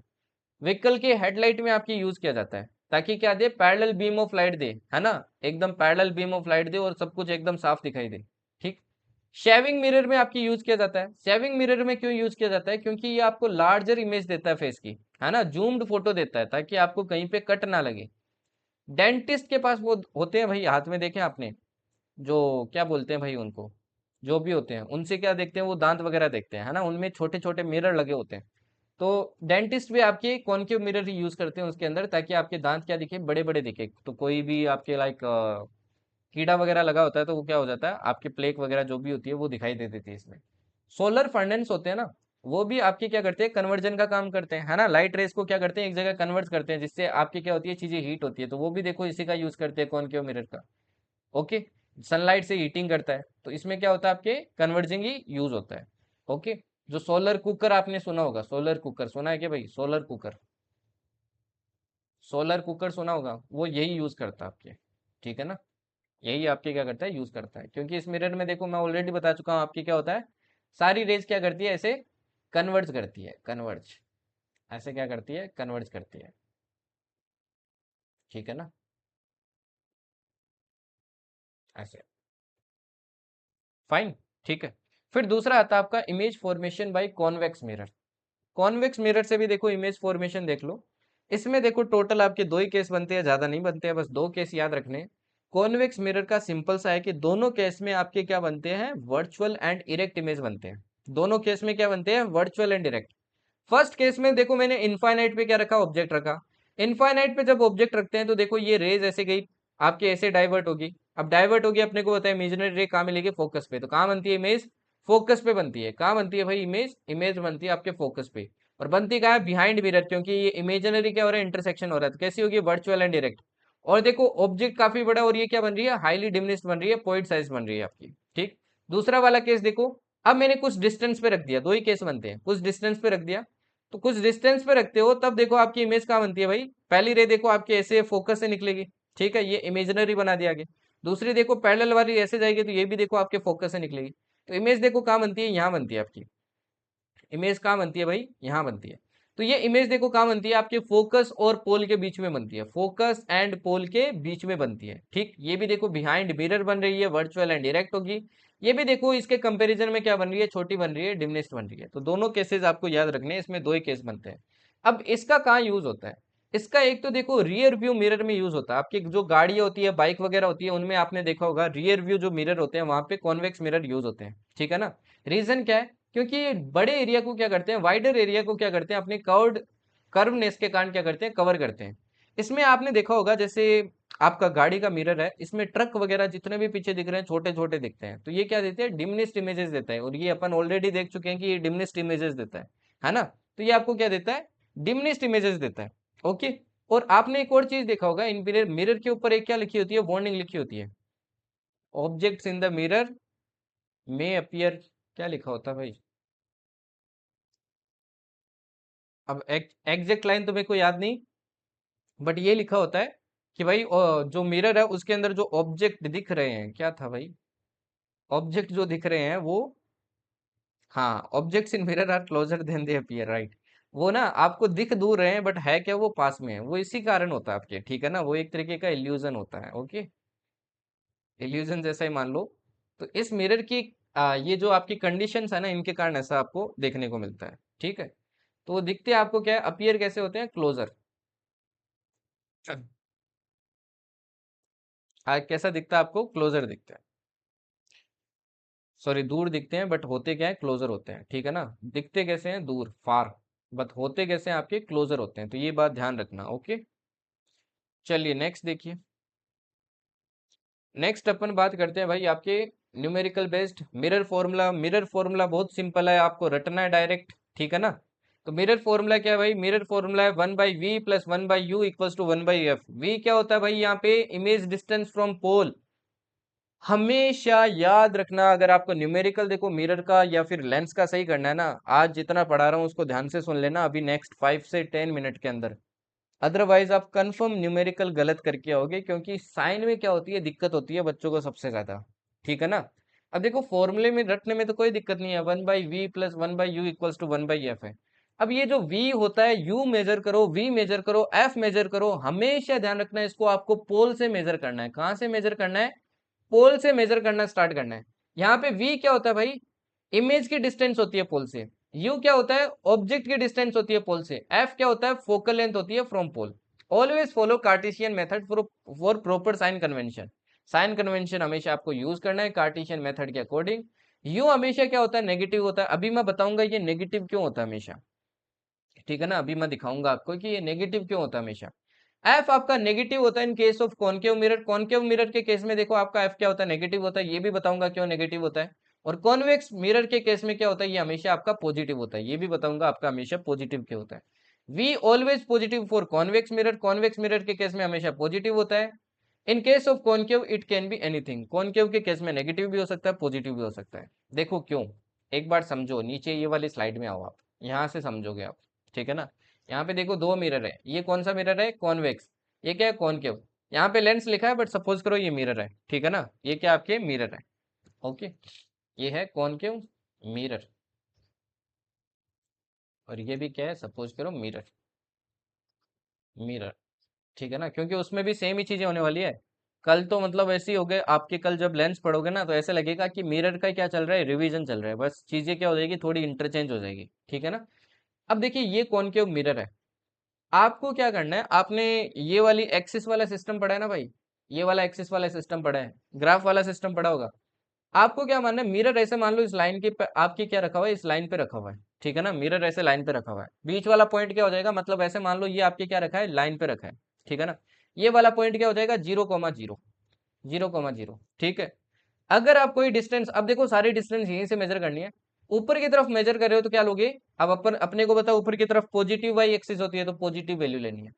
इससे नीचे की तरफ अगर कोई वैल्यू मेजर कर रहे हो तो क्या लोगे, नेगेटिव लोगे, क्योंकि नेगेटिव वाई एक्सिस होती है। इसके इधर की तरफ अगर कोई वैल्यू मेजर कर रहे हो तो क्या लोगे, पॉजिटिव लोगे, क्योंकि पॉजिटिव एक्स एक्सिस होती है। इसके इधर की तरफ अगर कोई वैल्यू लोगे तो क्या लोगे, हमेशा नेगेटिव लोगे। अब मैं आपको एक चीज बताता हूँ कि ये हमेशा जो आपका यू होता है ये नेगेटिव क्यों होता है। यू देखो हमेशा नेगेटिव क्यों होता है।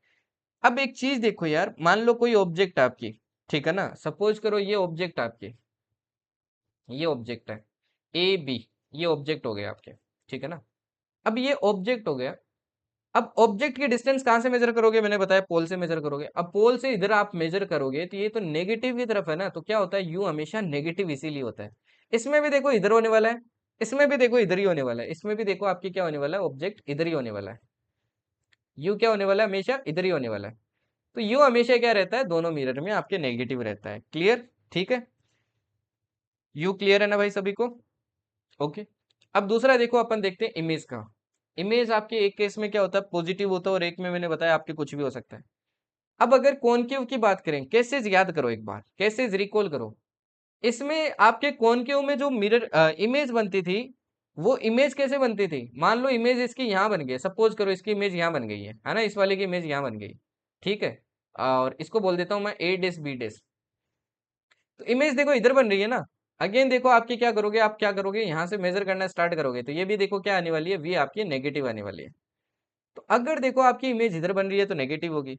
और एक केस याद करो ऐसा था जिसमें क्या बन रहा था, इमेज आपकी इधर बन रहा था, तो उस केस में क्या बन रहा था, आपका वी क्या हो जाएगा, पॉजिटिव हो जाएगा। उस केस में वी क्या हो जाएगा, आपके पॉजिटिव हो जाएगा। हाँ, समझ गए ना। इसलिए आपके दोनों में से कुछ भी हो सकता है, वो डिपेंड करता है इमेज किधर बन रही है, इसलिए वहां पे ये लाइन लिखी है, ठीक है। दूसरा देखो, ये जो कॉनकेव होता है इसमें अपने को पता है फोकस इधर होता है, फोकस इधर होता है। तो फोकस देखो अगेन पोल से आप मेजर करोगे तो हमेशा क्या होने वाला है, नेगेटिव होने वाला है। इसलिए देखो ये फोकस हमेशा कॉनकेव में क्या होता है, नेगेटिव होता है, ठीक है ना। क्या होता है भाई, नेगेटिव होता है। हाइट देखो इसमें क्या होने वाला है, अगर नीचे लोगे तो क्या हो जाएगा भाई, नेगेटिव हो जाएगा। और अगर ऊपर लोगे तो क्या हो जाएगा, पॉजिटिव हो जाएगा। तो ऑब्जेक्ट की हाइट देखो क्या होगी, पॉजिटिव, इमेज की हाइट क्या होगी, नेगेटिव। इधर देखो इमेज की हाइट लोगे तो क्या लोगे, पॉजिटिव लोगे। सिमिलरली अगर देखो कॉन्वेक्स की बात करें तो इसका फोकस तो याद करो इधर होता था ना, इसका फोकस तो इधर होता है। तो इसका फोकस इधर होता है तो ये क्या होगी, फोकस हमेशा पॉजिटिव होगा, क्योंकि पोल से मेजर करेंगे तो पॉजिटिव आएगा।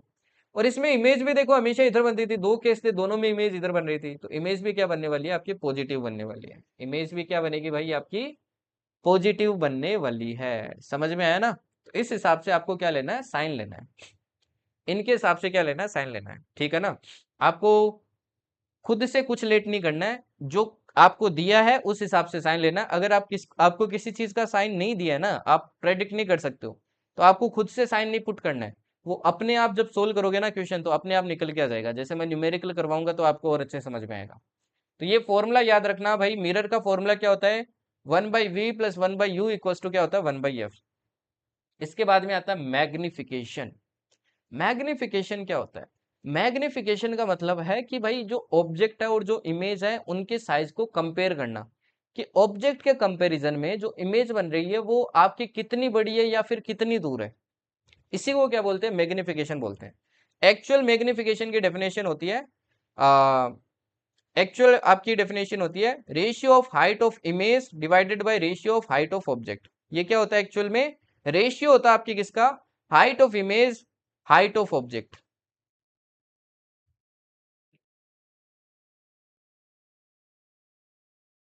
ठीक है ना। रेज के डायरेक्शन में पॉजिटिव, डायरेक्शन में नेगेटिव, मतलब रेज वेज छोड़ो तुम लोग, मैंने बोला पोल से मेजर करना स्टार्ट करो, ठीक है ना। पोल से मेजर करना स्टार्ट करो, कोई भी चीज स्टार्ट करोगे ना तो पोल से देखो वो किस साइड में है, उसके हिसाब से आपको डिसाइड करना है। तो मैग्निफिकेशन क्या होता है भाई, tells about the size height of image with respect to size height of object, है ना। तो एक्चुअल में इसकी डेफिनेशन होती है it is the ratio of height of image divided by height of object. मान लो इमेज की हाइट है एच डेस और ऑब्जेक्ट की हाइट है एच, तो मैग्निफिकेशन क्या होता है, H dash divided by H. Magnification क्या होता है भाई, मैग्निफिकेशन होता है आपका H dash divided by H, ठीक है ना। एक इसका दूसरा फॉर्मूला भी होता है, क्या होता है, एक तो देखो ये हो गया H dash divided by H, दूसरा क्या होता है minus V by U. Okay, दूसरा क्या हो जाएगा, माइनस वी बाई यू। ये फॉर्मूला आपको याद रखना बहुत इंपॉर्टेंट है, ठीक है ना। तो यहाँ से देखो आपके क्या है रिलेशन, रिलेशन ये है कि m इक्वल्स टू क्या होता है, एच डेस बाई एच होता है, या फिर ये भी बोल सकता है माइनस वी बाई यू के बराबर होगा। ये भी बोल सकते हैं एच डेस बाई एच आपके बराबर होगा minus V by U. V क्या होता है, इमेज की डिस्टेंस, और यू क्या होता है, ऑब्जेक्ट की डिस्टेंस, ठीक है ना। ओके, चलिए नेक्स्ट देखिए। अब एम का जो साइन आएगा ना यहाँ पे, एक और बहुत इंपॉर्टेंट चीज है, डायरेक्ट एक बार सीडीएस में आई थिंक पिछले से पिछले सीडीएस में क्वेश्चन आया था, है ना, प्लस माइनस से रिलेटेड कुछ क्वेश्चन था। अब जो एम की वैल्यू निकलेगी ना, इस एम की दो चीजें होगी, इस एम की क्या होगी, दो चीजें होगी, एक तो मैग्नीट्यूड होगा और एक इसके आगे का साइन होगा। मैग्नीट्यूड जानते हो ना, मतलब वैल्यू, 1 होगी, 2 होगी, 3 होगी, 4 होगी, 5 होगी। और दूसरा क्या निकलेगा, इसका साइन निकलेगा, पॉजिटिव आ रहा है कि नेगेटिव आ रहा है। अगर देखो m की वैल्यू पॉजिटिव आ रही है ना, प्लस आ रहा है, तो इसका मतलब है ये इमेज कैसी है, वर्चुअल एंड डायरेक्ट है। कैसी इमेज है, वर्चुअल एंड इरेक्ट है। कैसी इमेज है भाई, वर्चुअल एंड इरेक्ट, ठीक है ना। सिंपल सी बात आपको याद रखनी है, अगर m की वैल्यू प्लस आ गई तो वर्चुअल एंड डायरेक्ट। और सिमिलरली इसका उल्टा भी सही है, कहीं भी अगर आपको बोल देना कि वर्चुअल एंड डायरेक्ट इमेज है तो सिंपल सी बात है, आपको समझ आना है कि m का साइन कैसा आपका प्लस है। वैसे ही अगर माइनस आ गए, माइनस मतलब इमेज कैसी है, रियल एंड इन्वर्टेड है। कैसी है, रियल एंड इन्वर्टेड, इसका रिवर्स भी आपका क्या है, एकदम ट्रू है, ठीक है ना। अब मैग्नीट्यूड देखो, मैग्नीट्यूड आपको क्या बताएगा, साइन तो आपको ये बताएगा कि वर्चुअल डायरेक्ट है या फिर रियल एंड इन्वर्टेड है। मैग्नीट्यूड आपको क्या बताता है? मैग्नीट्यूड बताता है इमेज का साइज कि ऑब्जेक्ट के कंपैरिजन में कैसा है। अगर देखो मैग्नीट्यूड की वैल्यू 1 से कम है, 1 से आपकी क्या है भाई, कम है, 1 से कम जैसे कि आपकी 0.6 हो गई, 0.4 हो गई, 0.2 हो गई, तो आपकी इमेज कैसी होगी? स्मॉल साइज होगी। ऑब्जेक्ट के रेस्पेक्ट में क्या होगी? इमेज छोटी होगी। अगर मान लो इक्वल्स टू 1 है, तो मतलब दोनों सेम साइज के, ऑब्जेक्ट और इमेज दोनों सेम साइज के हैं। अगर मान लो 1 से बड़ी है, जैसे 1.2, 5, 4, 3 कुछ भी बड़ा है, तो इसका मतलब है इमेज आपकी काफी बड़ी है आपके ऑब्जेक्ट से, ठीक है ना। जैसे मान लो 3 लिखा है, तो ऑब्जेक्ट की 3 टाइम्स है, ऑब्जेक्ट की क्या हो जाएगी? 3 टाइम्स हो जाएगी। समझ गए ना। जैसे मान लो मैं कुछ केसेस लिखता हूँ, मैंने लिखा -0.6, एक लिखा मैंने -0.4, एक लिखा मैंने -2, एक लिखा मैंने +2। अब मेरे को ये बताओ इनमें से कौन से में आपके वर्चुअल एंड इरेक्ट इमेज देगा? चार दो मैंने मैग्निफिकेशन लिखे है, इन चार मैग्निफिकेशन में कौन सा आपको वर्चुअल एंड इरेक्ट देगा?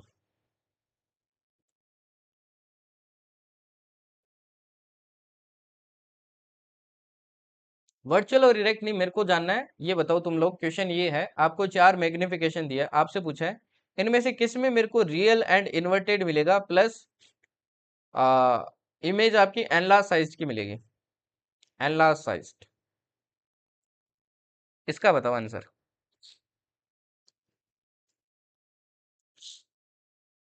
Real and inverted plus enlarge size.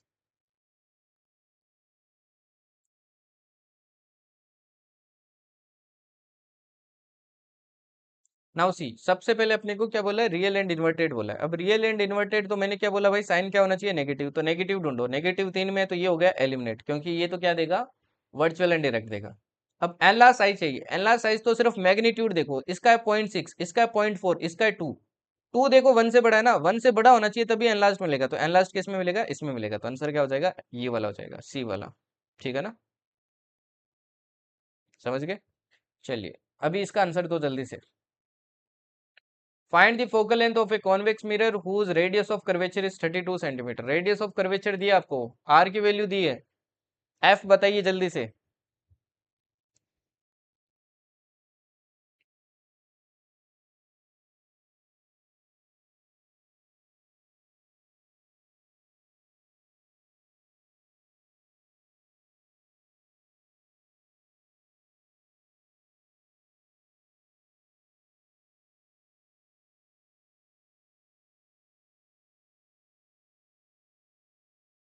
तो अपने को पता है भाई, आर और एफ में क्या रिलेशन होता है? आर इक्वल्स टू होता है 2f, है ना।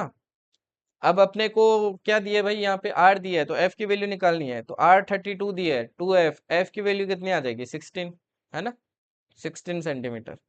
अब प्लस माइनस से कोई फर्क नहीं पड़ता है, क्योंकि अपने को कोई मिरर वेरर दिया नहीं है। अच्छा, प्लस आएगा कि माइनस आएगा? फर्क पड़ेगा कि नहीं पड़ेगा? चलो तुम ही लोग बताओ। आंसर क्या आएगा एक्चुअली? +16 आएगा, -16 आएगा, क्या आएगा? हाँ, फर्क पड़ेगा भाई। फर्क क्यों नहीं पड़ेगा? देखो यहाँ पे लिखा आपको क्लियरली कॉन्वेक्स।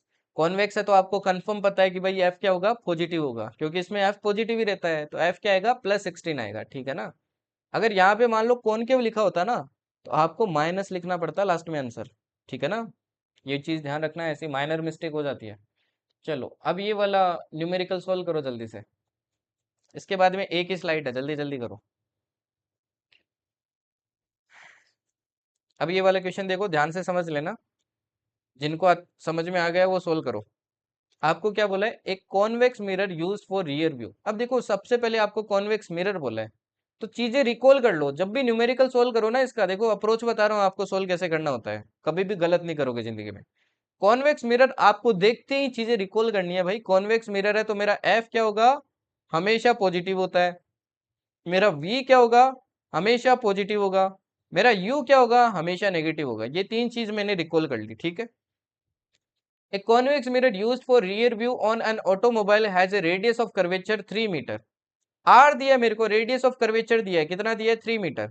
अगर आर मेरे को 3 मीटर दिया है, तो मेरे को तो एफ चाहिए, है ना, क्वेश्चन में, क्योंकि एफ रिक्वायरमेंट होगा। आर इक्वल्स टू, अभी अपन ने पढ़ा, 2f होता है, ठीक है। 3 ये दिया है, तो 2f के बराबर हो गया। एफ की वैल्यू कितनी आ गई? 3/2। ये आ गया मेरे पास फोकल लेंथ। फिर देखो क्या बोल दिया। If a bus is located at 5 metre from this mirror. Mirror से देखो बस की लोकेशन दी है, मतलब ऑब्जेक्ट की लोकेशन दी है। ऑब्जेक्ट कितनी दूर दिया है 5 मीटर। अब ये u की वैल्यू लिखूंगा तो मैं कैसे लिखूंगा, -5 लिखूंगा, है ना, -5, क्योंकि देखो ऑब्जेक्ट अपने को पता है नेगेटिव होता है, तो -5 लिखना है, ठीक है। Find the position, nature and size of image, image का साइज आपको बताना है, इमेज की पोजीशन बतानी है, मतलब v की वैल्यू बतानी है आपको, v की वैल्यू बतानी है। और नेचर और साइज कैसे पता चलेगा, अपने को मैग्निफिकेशन से पता चलेगा, तो मैग्निफिकेशन भी निकालना पड़ेगा। सबसे पहले अपन क्या निकालेंगे, v निकालेंगे। अब आपको देखो ऑलरेडी पता है कि v क्या होने वाला है भाई, पॉजिटिव होने वाला है। बट अब क्वेश्चन सोल्व करोगे ना, तो आपको साइन पुट नहीं करना है v का, अपने आप निकल के आएगा वो ऑटोमेटिकली निकल के आएगा। जिनका पता है ना, जिनकी वैल्यू पता है, उनको साइन के साथ पुट करो। अब f तो देखो पॉजिटिव होगा तो मैं पॉजिटिव ही पुट करूंगा। फॉर्मूला देखो क्या था, फॉर्मूला था 1/v plus 1/u equals to 1/f होता है। ये क्या था भाई, आपके फॉर्मूला था, है ना, ये क्या था, फॉर्मूला था। ओके। अब इस फॉर्मूले से देखो अप्रोच करते हैं, अपने को तो v निकालना है, तो 1/v इक्वल्स टू, f की वैल्यू देखो कितनी है अपनी, f की वैल्यू है 3/2, तो मैंने 3/2 पुट कर दी, 3/2। और ये 1/u देखो उधर जाएगा तो क्या हो जाएगा, -1/u हो जाएगा, -1/u। u की वैल्यू अभी भी मैंने पुट नहीं की है, क्या जाएगा यहाँ से देखो, ये 3/2 है तो ऊपर जाएगा, तो 2 ऊपर चला जाएगा, 2/3 हो जाएगा। u की वैल्यू है -5, अब -5 यहाँ पे पुट करोगे तो माइनस माइनस क्या हो जाएगा भाई, प्लस हो जाएगा, है ना। तो ये देखो मैंने -5 क्या कर दिया, पुट कर दिया। तो ये माइनस माइनस अपने को पता है क्या हो जाएगा, प्लस हो जाएगा, +1/5। अब इसको सोल्व कर लो, सोल्व करेंगे, देखो एलसीएम आया अपना कितना, 15। ये कितनी बार जाएगा, 10 टाइम, है ना। देखो 5 3 जा 15, तो 5 टाइम जाएगा, 5 2 जा 10 हो जाएगा, और ये जाएगा 3 टाइम, कितना आ गया, 13/15। अब 13/15 आई है 1/v की वैल्यू, ये किसकी वैल्यू है, 1/v की, अपने को तो v की वैल्यू चाहिए, v की वैल्यू क्या हो जाएगी, 15/13। देखो ऑटोमेटिकली ये प्लस आया है, ऑटोमेटिकली, लास्ट में देखो नेगेटिव नहीं आया है। अगर नेगेटिव आ जाता तो अपना मतलब सॉल्यूशन गलत था, ठीक है ना, अगर नेगेटिव आ जाता ना तो आपने कैलकुलेशन में एरर किया है। तो ये देखो v की वैल्यू आपके पास आ गई, v की वैल्यू निकाल ली। अब निकालते हैं मैग्निफिकेशन, पोजीशन तो अपने को पता चल गई, अब निकालते हैं मैग्निफिकेशन। तो मैग्निफिकेशन निकालेंगे तो m इक्वल्स टू क्या हो जाएगा, m इक्वल्स टू अपने को बताया क्या होता है, h dash by h equals to क्या होता है, -v/u। अब h डेस बाई h तो अपन यूज ही नहीं कर सकते ना, क्योंकि हाइट अपने को पता ही नहीं है दोनों की, बट v और u पता है। v देखो कितना है, 15/13, साइन के साथ पुट करना है यहाँ पे भी। अब v अपने को पता है पॉजिटिव है, तो पॉजिटिव ही पुट करेंगे। और u आपका क्या होता है, नेगेटिव है, -5, तो -5 पुट करना है यहाँ पे, माइनस से देखो माइनस कट गया, ये कितना आ जाएगा देखो, 5 से देखो ये 3 टाइम कटेगा, तो ये आ जाएगा 3/13, प्लस का 3/13। अब प्लस का 3/13 है, प्लस का मतलब क्या होता है, प्लस का मतलब होता है भाई, ये क्या है आपकी वर्चुअल एंड डायरेक्ट होगी इमेज, एक तो। दूसरा देखो, ये क्या होने वाली है, वैल्यू 1 से छोटी होने वाली है, 1 से छोटी होने वाली है, मतलब साइज कैसा होगा, small in size, small in size, size में आपकी क्या होने वाली है, छोटी होने वाली है, समझ गए ना। तो ऐसे क्या करते हैं अपन, नेचर वगैरह सब कुछ क्या कर सकते हैं, पता कर सकते हैं। Okay, clear. चलिए नेक्स्ट देखिए, इसको ट्राई कीजिए अभी।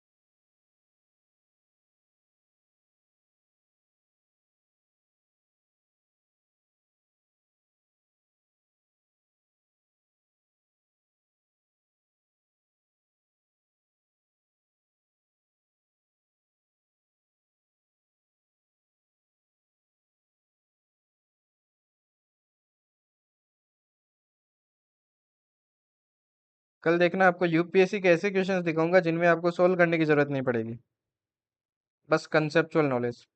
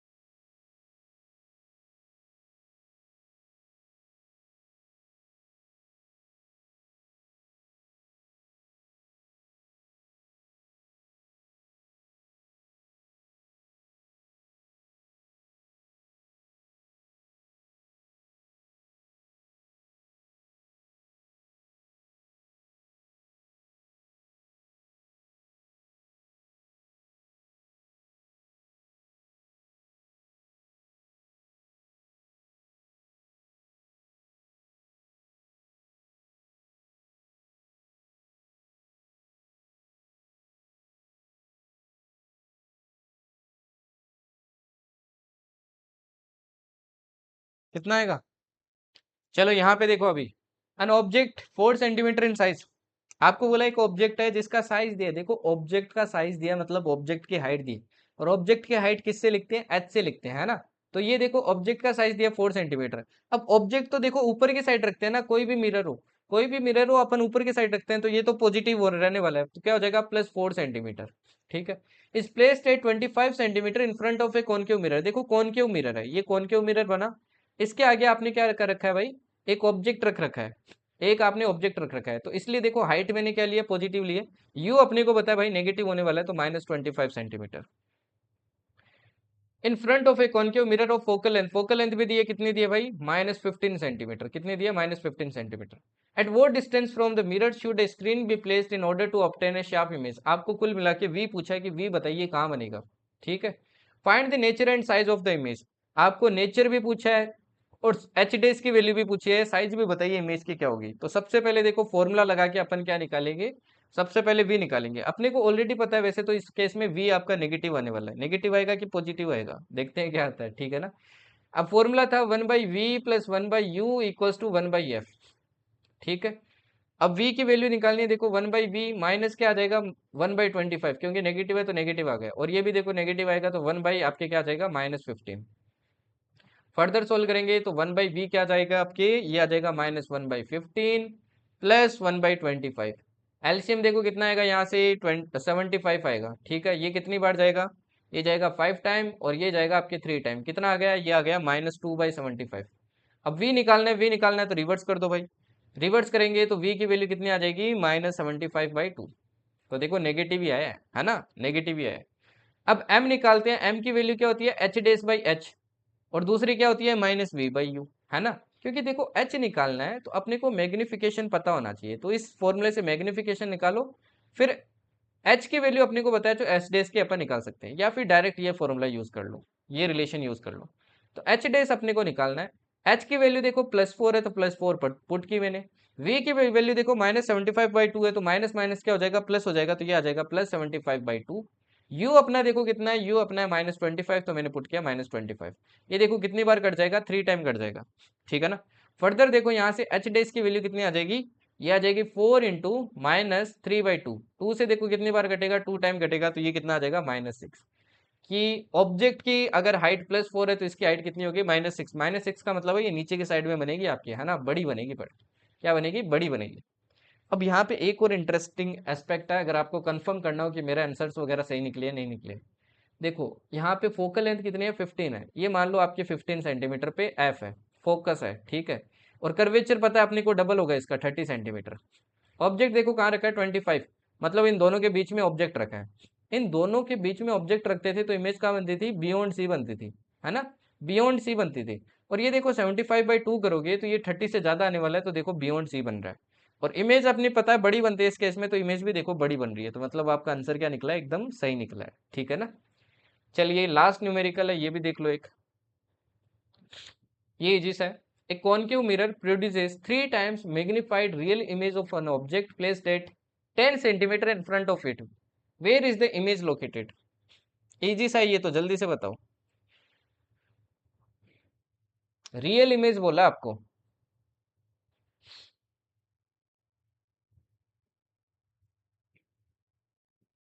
रियल इमेज कौन बनाता है? अगर रियल इमेज बनाता है तो मैग्निफिकेशन आपको दिया है 3। अब देख लो वो 3 क्या होगा? +3 होगा कि -3 होगा? यू आपको दिया है, वी आपसे पूछा है।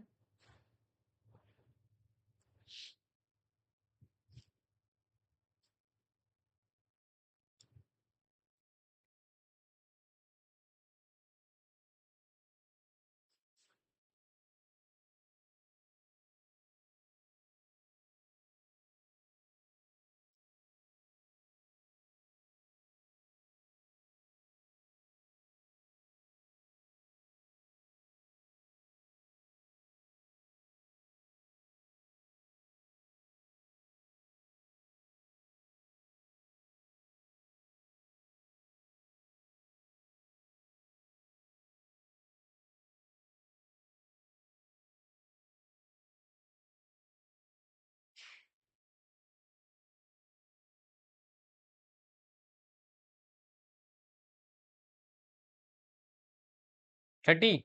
यहाँ पे देखो आपको क्या बोला है भाई, एक कॉनकेव मिरर लिखा है, साफ साफ कॉनकेव लिखा है, तो अपने को पता है मैग्निफिकेशन कुछ भी हो सकता है इसका, है ना, मैग्निफिकेशन कुछ भी हो सकता है। बट आगे लिखा आपको बोला है रियल इमेज दी है, रियल इमेज दी है, तो मेरे को पता चल गया मैग्निफिकेशन क्या होगा, नेगेटिव होगा, नेगेटिव। ये 3 टाइम्स मैग्निफाइड, मैग्निफिकेशन आपको 3 टाइम्स दिया, तो मतलब मैग्निफिकेशन है -3, right. An object 10 centimetre, object की डिस्टेंस मेरे को दी है, ये क्या होगी, -10 centimetre. Where is the image located, V is मेरे से पूछा है। अच्छा, इन तीनों में कोई रिलेशन है, मैग्निफिकेशन वी और यू में? हाँ है, एक रिलेशन, क्या है, m equals to -v/u। m कितना है, -3। v अपने को निकालना है, u देखो कितना है, u है -10, ठीक है। -10 से देखो मल्टीप्लाई, माइनस से देखो माइनस कट जाएगा, v आपका कितना आ जाएगा, v आपका आ जाएगा -30। इतना सिंपल क्वेश्चन था। ओके, अब आज का लास्ट टॉपिक है, ये पढ़ लो, ठीक है ना। इसके बाद मैं छुट्टी कर दूंगा, क्योंकि आज क्वेश्चंस नहीं है, क्वेश्चंस कल वाली क्लास में करेंगे एक साथ में, ठीक है ना। रिफ्रैक्शन ऑफ लाइट, ये लास्ट टॉपिक है, मतलब लास्ट स्लाइड है, इसको देख लो, इंपॉर्टेंट है, ये काफी इंपॉर्टेंट है, यहाँ से क्वेश्चन आता है आपके काफी बार। ओके, एंड कल की क्लास में भी आपकी यही चलने वाला है, तो अच्छे से समझ लो, तभी कल कल वाली क्लास को अच्छे से कर पाओगे। देखो, रिफ्रैक्शन ऑफ लाइट क्या होता है, रिफ्लेक्शन तो आपने पढ़ लिया, रिफ्लेक्शन तो आपने पढ़ लिया, कोई दिक्कत नहीं है, ठीक है। अपने को देखना है रिफ्रैक्शन क्या होता है, व्हाट इज रिफ्रैक्शन। रिफ्रैक्शन देखो कैसे समझ सकते हो, आपने कभी ये देखा है कि आपके घर में अगर टंकी है, पानी की टंकी है, अगर आपने कभी भी उसमें झांक के देखा है, तो आप बॉटम ऑफ टैंक देखेंगे तो वो ऐसा लगेगा कि आपकी क्या है, रेज है ना, उठा हुआ है, पानी के अंदर देखोगे तो कैसा लगेगा, उठा हुआ है, देखा है कभी, है जी।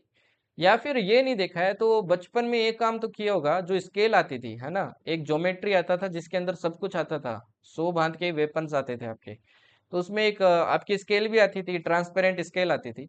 उस स्केल को देखो आप किसी वर्ड के ऊपर रखते थे, तो वर्ड आपको जूम या छोटा मोटा होता दिखता था, जैसे जैसे स्केल को हिलाते थे। तो ऐसे ही आप देखो, thick glass slab over printed matter, तो वो ऐसा लगता है कि प्रिंटेड मटेरियल आपका रेज्ड है, वो क्यों होता है, वो अगेन आपके रिफ्रेक्शन ऑफ लाइट के कारण होता है। किसके कारण होता है, रिफ्रेक्शन ऑफ लाइट। अगर ये भी नहीं देखा है तो एक और बता देता हूँ, आप कभी पानी के अंदर देखो पेंसिल डालते हो, है ना, जैसे कि ये देखो, ये पानी है, ऐसे पेंसिल डालते हो, ये मान लो कांच की ग्लास है, आप बाहर से देखोगे ना, ऐसे लगेगा कि पेंसिल ऐसे जा रही है, फिर ऐसे जा रही है, बीच से ये गायब हो गई है, टूटी हुई है जैसे। अब ये भी किसके कारण होता है, रिफ्रैक्शन के कारण होता है ना। Pencil partly immersed in water seems displaced at interface of air and water. तो एयर और वाटर का जहां पे देखो इंटरफेस हो रहा है, यहाँ से देखो वाटर स्टार्ट होता है, ऊपर क्या है, एयर है, तो इस इंटरफेस पे आपको ऐसा लगता है टूटी हुई है, ठीक है ना। ओके, अदरवाइज देखो आप नींबू को क्या करना भाई, पानी के अंदर डालना, तो आपको नींबू भी क्या दिखेगा, बड़े साइज का दिखेगा, है ना। तो यहां से आपको क्या समझ में आया, रिफ्लेक्शन होता क्या है, when light enters from one medium to other another medium, direction of propagation of light changes. जब देखो आपकी लाइट क्या होती है भाई, ये मान लो आपका एक लाइन खींचता हूं मैं, है ना, इसके ऊपर मान लो आपकी कोई एक मीडियम वन है, जैसे कि देखो इस पेंसिल वाला एग्जांपल है, तो यहाँ पे मीडियम कौन सा आपका, मीडियम आपका एयर है यहाँ पे, ठीक है ना। और नीचे क्या है, मीडियम टू है, मतलब कोई दूसरा मीडियम है, इस केस में देखो आपके नीचे मीडियम क्या है, वाटर। तो जब आपकी लाइट क्या करती है भाई, एक मीडियम से दूसरे मीडियम में एंटर करती है ना ऐसे, तो ये लाइट क्या करती है, अपनी डायरेक्शन चेंज करती है, थोड़ी सी ऐसी डिफ्लेक्ट हो जाती है। इसको जाना देखो ऐसे चाहिए था, बट थोड़ी सी क्या हो जाती है, ऐसी डिफ्लेक्ट हो जाती है। ये जो डिफ्लेक्शन होता है ना, लाइट की डायरेक्शन में चेंज होता है, इसी को क्या बोलते हैं अपन, इसी को बोलते हैं रिफ्रेक्शन, इसी को क्या बोलते हैं, रिफ्रेक्शन बोलते हैं। Okay, clear. अब यहाँ से एक बहुत इंपॉर्टेंट कंसेप्ट है आपके, refraction through rectangular glass slip, ये बहुत इंपॉर्टेंट है भाई, ठीक है ना, ये आपका बहुत इंपॉर्टेंट है, ये लास्ट कंसेप्ट है, इसे समझ लो आज का। अब refraction through rectangular glass slip, ये क्या है, देखो क्या सीन है।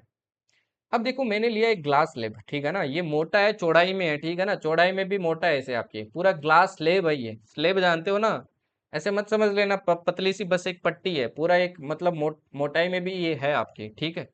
मैंने क्या ली, एक टॉर्च ली, मैंने क्या ली भाई, एक टॉर्च ली, टॉर्च से पहले रुको, एक मिनट यार, क्या मतलब, तो कीबोर्ड पे ही बैठा रहता है, कौन बैठा रहता है कीबोर्ड पे, कीबोर्ड पे कौन बैठा है भाई, आग लग जाएगी उसमें।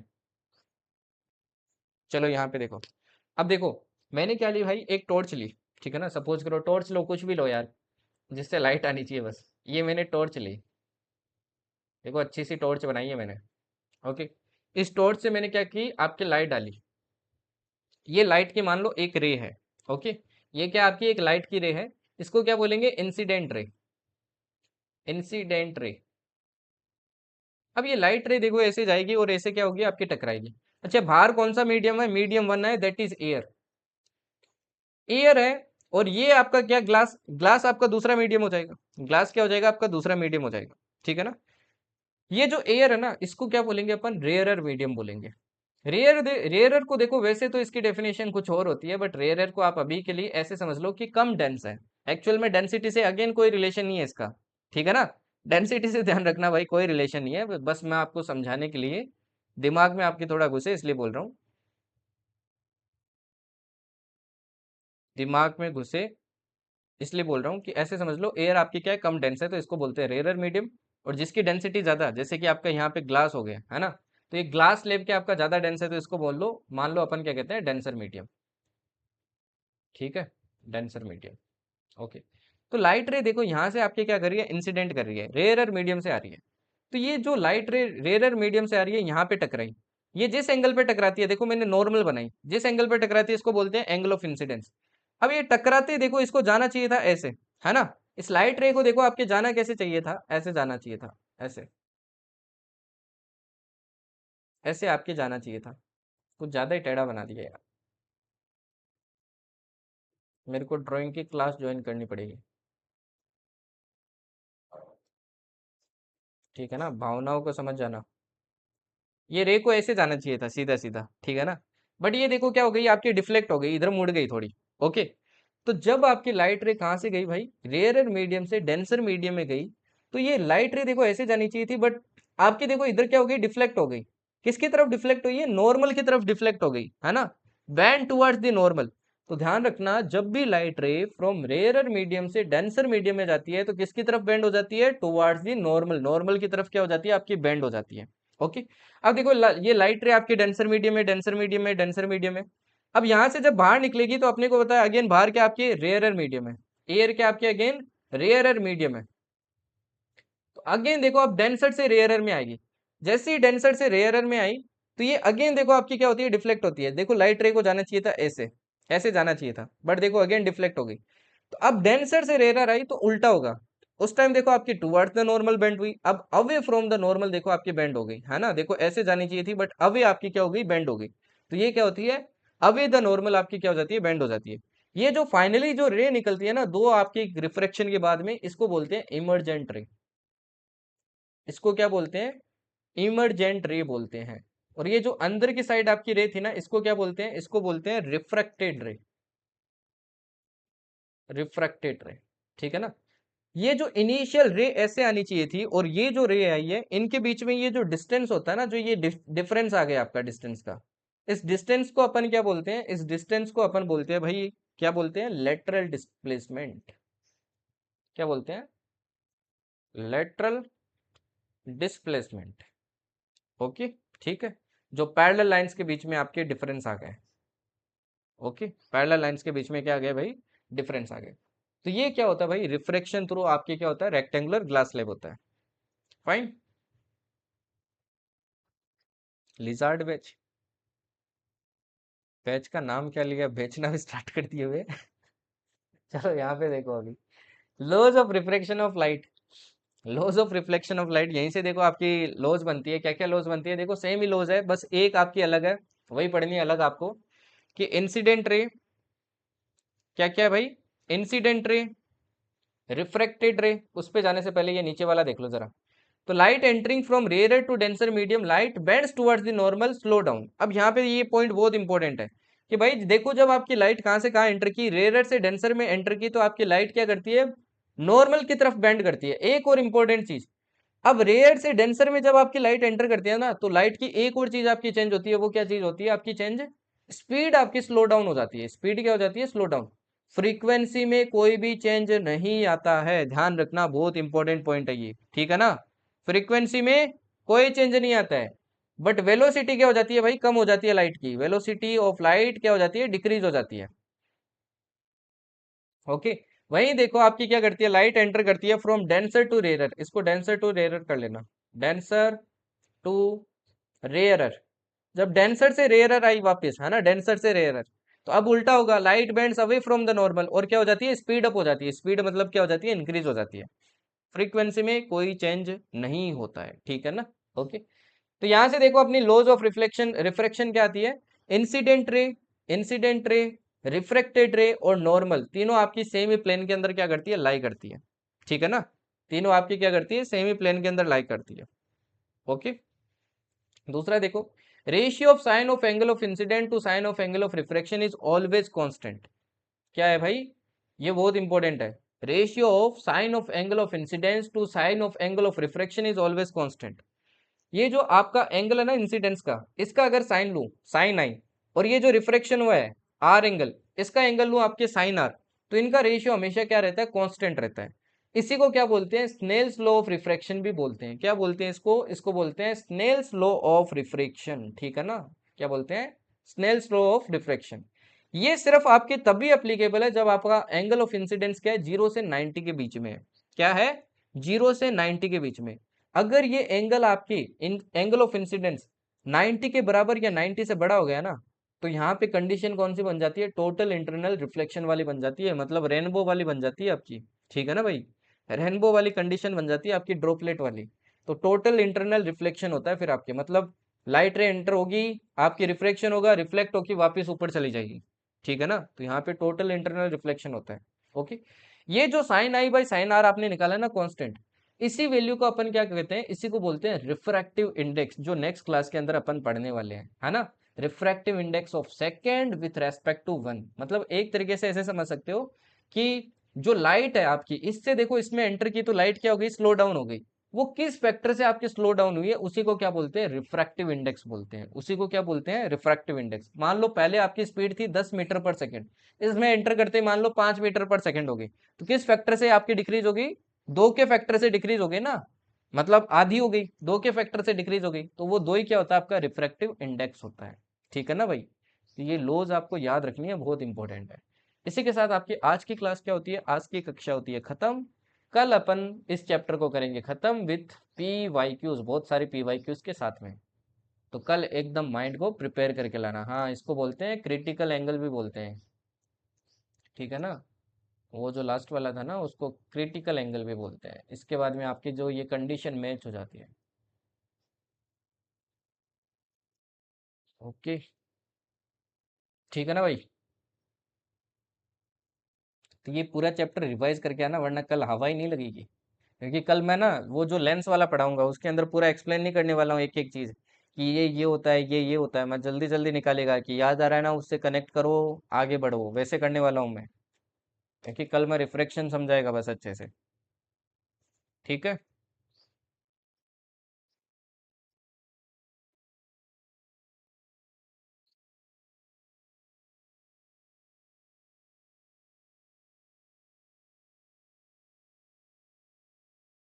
सुरभि को और प्रियांशु को बड़ा नाच आ रहा है।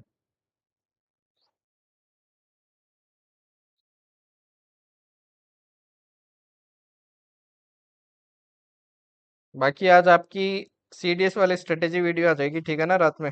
वो देख लेना, अभी वही फॉलो करना आपको लास्ट 50 डेज, रिवीजन की तरह।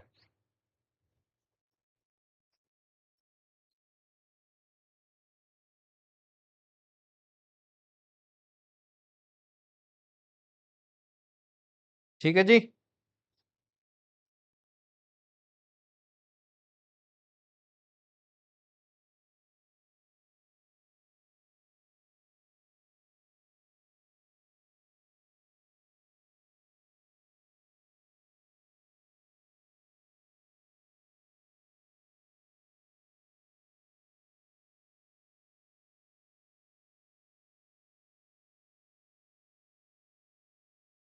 Physics has got the spark ना, सो इतने बोर नहीं होते।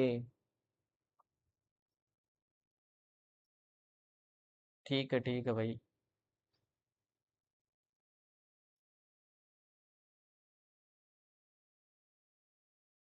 हाँ, तो वन शॉट और किस लिए होती है, अखंड दीप। अखंड का दीप मेरे को बुझाना पड़ेगा, मेरे को लग रहा है। इसको जलाओ, इसको और ज्यादा प्रज्वलित करो, सब लोगों को रोशन करो इससे।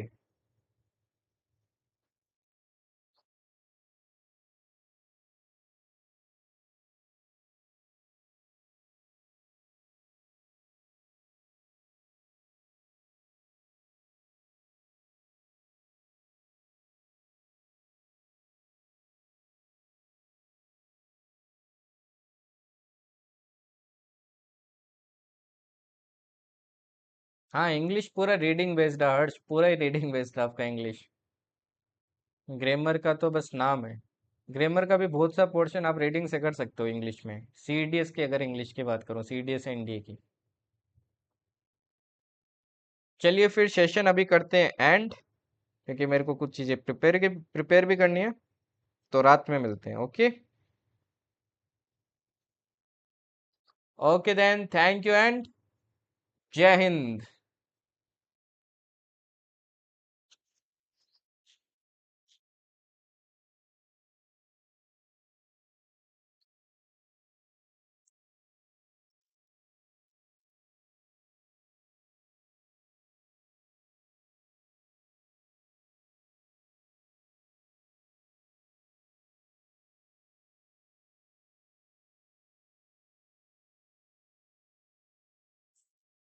सृष्टि का गेम बजाना पड़ेगा।